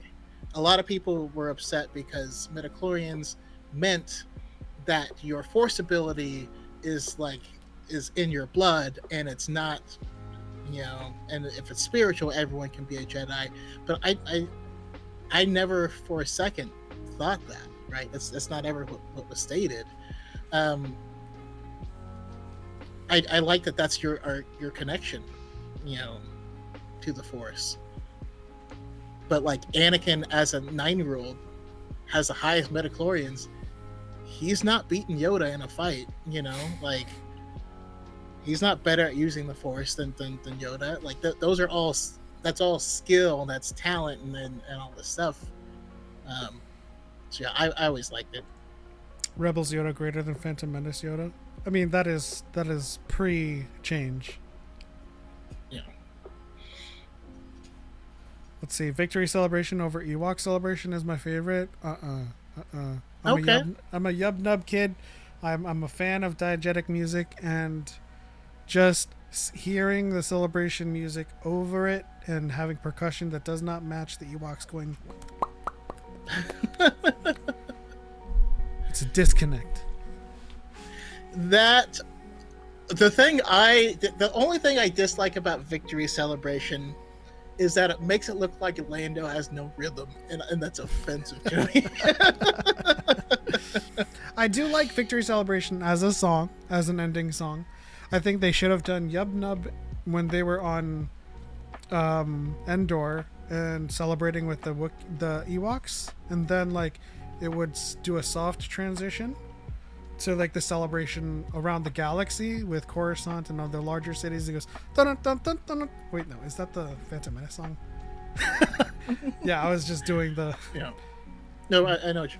Na, na, na, na. That's the one. Yub Nub has the sexy bass line, but I do like Victory Celebration more. I remember though watching the special editions for the first time, and remember the prequels hadn't come out yet, and so you're watching Victory Celebration, and it jumps to Coruscant, and it jumps to Naboo, but you haven't seen those places. Yeah, where's and that? I'm like, what is that? Where are we? This place doesn't look like it was ravaged by the Empire. But as a concept, I really love Yub Nub because the Ewoks have no take in the galaxy, in the galactic scale. They're literally just celebrating all the meat that they now have, because they're eating those bodies, you know. Nadi Wookie asks, "What's your favorite Jedi?" It's no secret in this community. My canonical favorite Jedi is Yoda. My Legends favorite is Grandmaster Satele Shan, who brought, it's her right here, that's Bogan, and that's Ashla, the moons, who brought the Jedi Order back to Tython. My favorite's Plo Koon. I love Master Plo. He is my dude. And in the expanded universe, Jaina Solo is my queen. I love her with all my heart. Let's see. Geesh, you sound so old. You look way younger. I'm amazed you were watching Star Wars before the prequels were even out. You know what's funny is sometimes I'm talking to people about like the expanding universe, and I realize the people who get upset about the expanding universe not being canon are usually young. And that's when it clicked to me. It's because and this is not anything against young people, or not like, you know, but This like is everything against young people. you have to but you have to understand the difference in the fandom from then to now. There was no internet. You know what I mean? Like none of that was a thing for most of our span. So like there are certain things that we all know because we read it in magazines that were being sent out, but there was literally no online version. So there's like a whole breadth of knowledge that is just gone. And then the volume of knowledge being created online now versus then makes everything very top heavy. And so there's a lot of stuff that people forget or just don't understand. You know what I mean? Oh yeah. I mean, non sequitur, but also related. I posted on Blue Sky about. So everyone in the chat, let me know how you feel about delivery fees now with DoorDash and Uber Eats. Because I was reading through some Reddit stories of people complaining about delivery fees, and that's why they don't tip. And I slowly realized young people, this new generation, never had to grow up knowing your restaurant didn't deliver. Oh yeah. We had the Chinese place down the street, the usual Domino's, and some hole in the wall Indian restaurant where I grew up. They delivered. We paid the delivery fees because they were baked in all the time, and we tipped the courier. It was good manners. And we never complained about it because we knew delivery was a privilege. And if you're old enough to remember all of that, you also remember your parents telling you, I can't afford delivery. Now you have a driver's license. Go pick up our food. Right? This generation, much like what you were saying, that's why I said non sequitur, but kind of related. This generation never knew a day where their favorite restaurant wasn't available. Every single restaurant is at the tip of your fingers. You can have it delivered. Panera, Starbucks, McDonald's, Wendy's, Cane's, Jack in the Box, everything is available now. If you're mad about delivery fees and tipping, go get it yourself. I don't know how you feel about it, but like that's just me. I grew up paying those fees knowing this is a service, you know. I can go pick it up myself or I can have someone bring it to me. But what's your take on delivery fees? I mean, I'm happy to tip. I understand the problem. We don't order like that anymore, unless it's under extreme circumstances now. Yeah. But that's because the delivery fees themselves have gotten out of hands. To me, it's more the issue of the company has started trying to reach into people's pockets more, which makes them less apt to give a tip to the driver. So that ends up hurting the driver. But like, yeah, I mean that's just how expenses have gone up. But yeah, I mean, Have they? I feel like a sandwich from Wendy's now is like $15. Not even the combo. That's like a boutique up with sandwich. Next day Prime delivery. Yeah, like Amazon wasn't a thing, you know. Actually, my dad invested in Amazon back when they were just a bookstore. We ended up taking a trip to Hawaii based off of that IPO. It was actually pretty darn cool. But like Midwest said, the only person winning in the food delivery industry is the consumer. At least give your driver a chance by throwing a decent tip. And that's just me. Back when I was growing up, we paid the delivery fees, but we also tipped at least $5. Yeah, that was the minimum. And as it pertains to like today, I'm not even worried about the amount. I'm worried about no tips. Yeah. Like you got to be a certain type of person to tap into the field and go 0, 0, 0. And I do it now because I was laid off. And you have to be a certain type of person to type in 001 and tip 1 cent. That is insulting. Because I got all my insulated bags. I'm bringing your food to you, temperature controlled. I've got everything on point. And it's a problem with Uber Eats because Uber Eats, you can tip bait. You can literally put in $10 tip, have your driver come in and deliver it, and remove the tip after the fact. And that's a huge problem on that platform. So, you know. Yeah. And no, you're right, Ellie. That's the problem is in the US people just aren't paid a living wage. And Yes.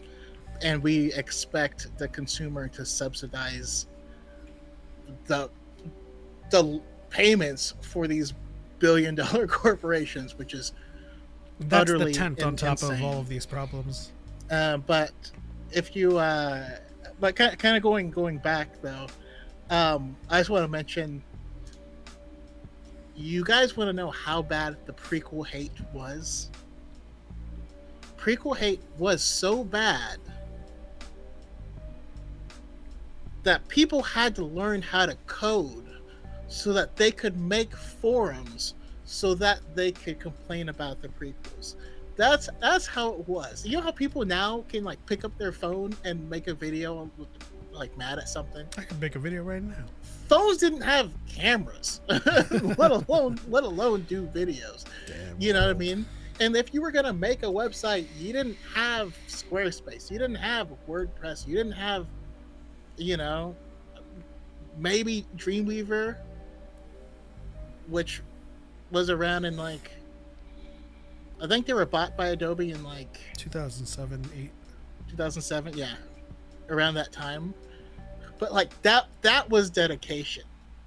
And that's the crazy thing to me is how many people got into fandom because they created their own magazines where they would print themselves and put them in the mail and mail them to people. And I don't even understand how people found them. Like it's way different. Hey, that was the life hack back in the day to get yourself a press pass to cons. Illy says, Illy says I've asterisk grown up. No, not that one. Go back. I've grown up with next day prime delivery, restaurant, and grocery deliveries in like half an hour straight to my door. We take this stuff for granted. We truly do. That's what I'm saying, man. And just like with Naughty Wookie said that, you know, their parents left them outside if they wanted a drink of water. You drink it out of the hose. I remember those days too. It was especially, now listen, it was such a mixed bag, right? Because sometimes you'd get that chilled water out of the hose and you're like, oh, it's fantastic. Sometimes it was hot, literally dog water. Yes, it was hot and it smelled like ass and tasted like ass. You know? And sometimes it wasn't even the fault of the water. Sometimes you just had some jank ass hose. You know? But I remember those things. And our pool was running through the sprinklers.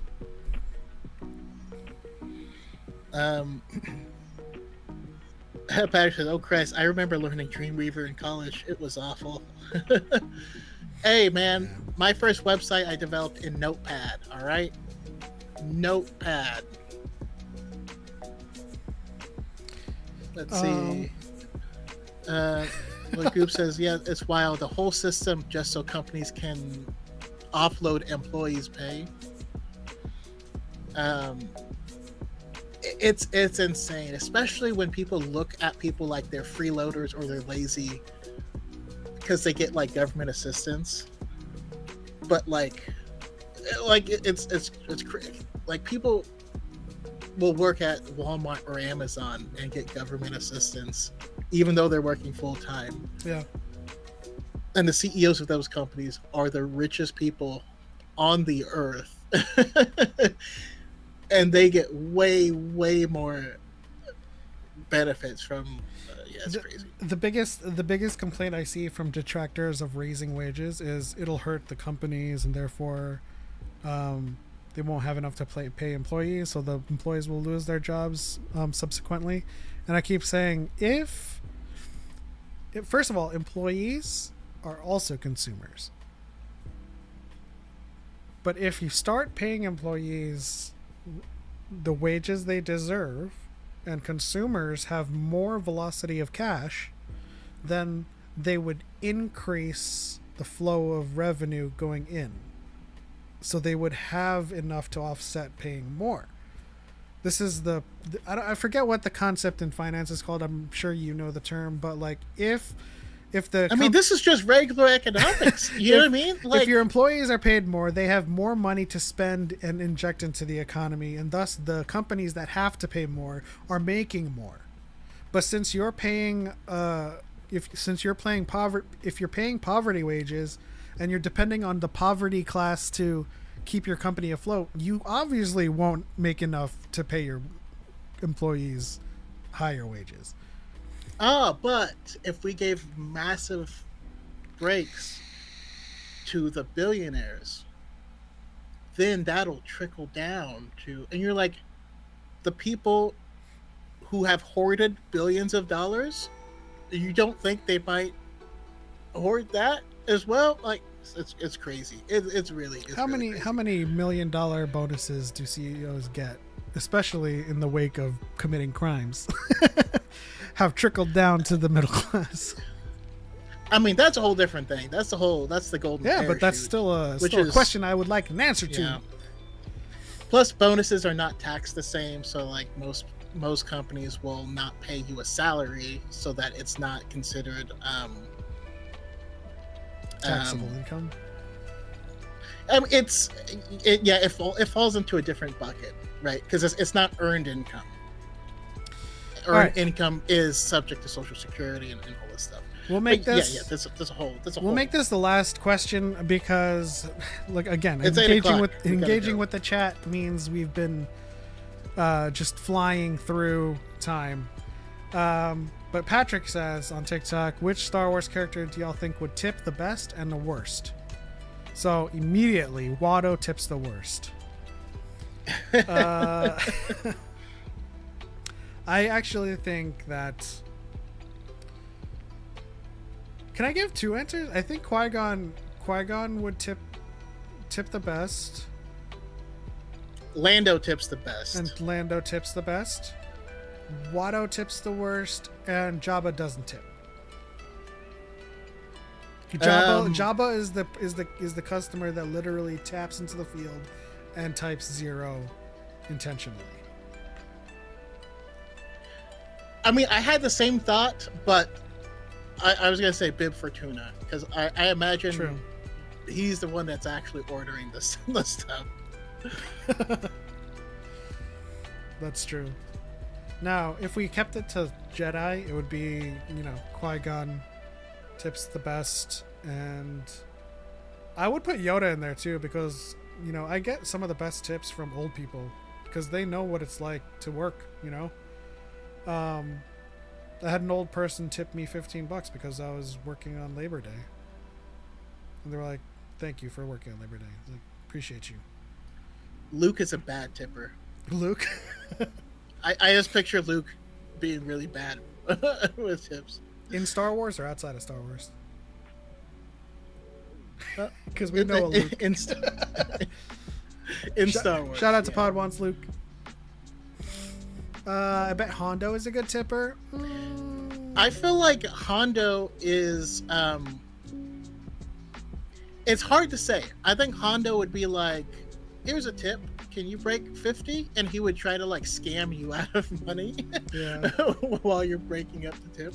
Kiadi Mundi would be a bad tipper too. Do you have a tip? And Kiadi Mundi would be like, why? We all know who the worst tipper would be though. And that would be Pong Krell. Yeah, I mean, I don't even think I think he would just kill you. He's just nasty. You'd be like, you don't deserve to live, let alone get a tip. Like, Jesus. What the Where hell, are dude? my utensils? In addition to that, I think Dexter tips well. I think if we imagine, I mean, he's in the industry. Yeah, if I imagine Dexter had human employees at his restaurant, he'd be paying them well. Yeah, he's that dude. But in a bright note, I hope Quinlan Voss lives. He does. He doesn't have an on-screen or off-screen death. He's last seen in Tales, and that's it. Or I mean, his last recent chronological mention is in Obi-Wan, where he was here. So he's there.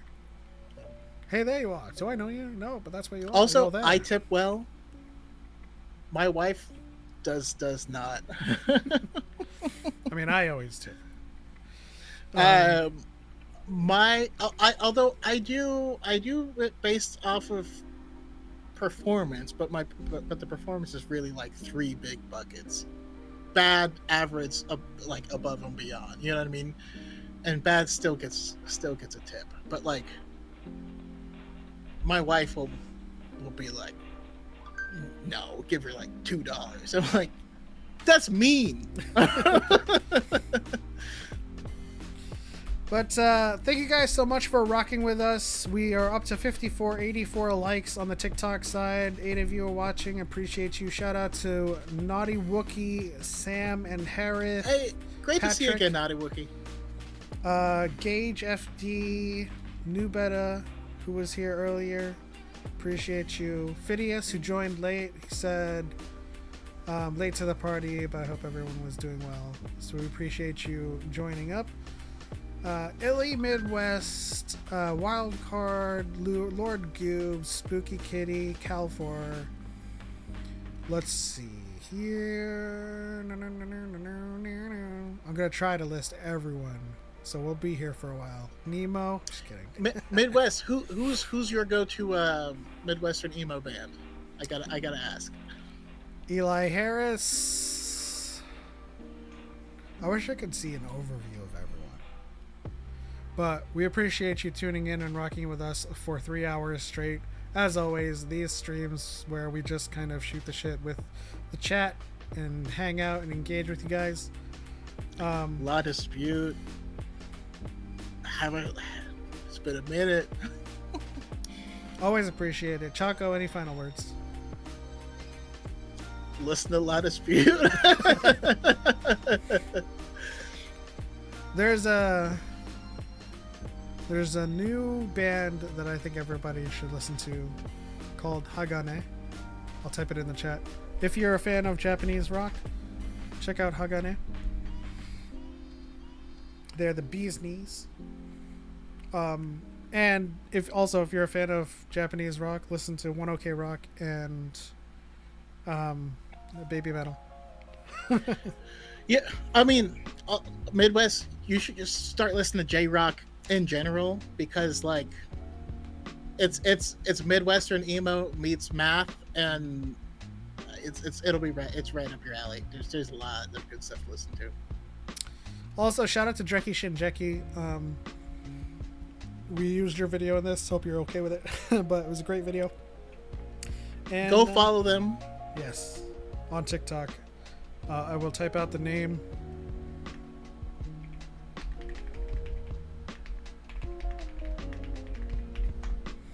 So go follow them. Stay tuned for next week for Jeopardy Volume 3. Choco will be competing against Sawyerism, Cubcos, Sith in Training, and... No, that's 4 of it. That's the 4 contestants. Yeah, we'll be doing Jeopardy again. So come back next week. Learn something new in Star Wars, test your knowledge, and participate. But thank you guys so much. We'll see you guys next week. That's it. On to the next one. For Light and for Life. We are all family. Bum ba dum bum bum bum bum. Dun, dun, dun, dun, dun, dun, dun, dun. Victory celebration.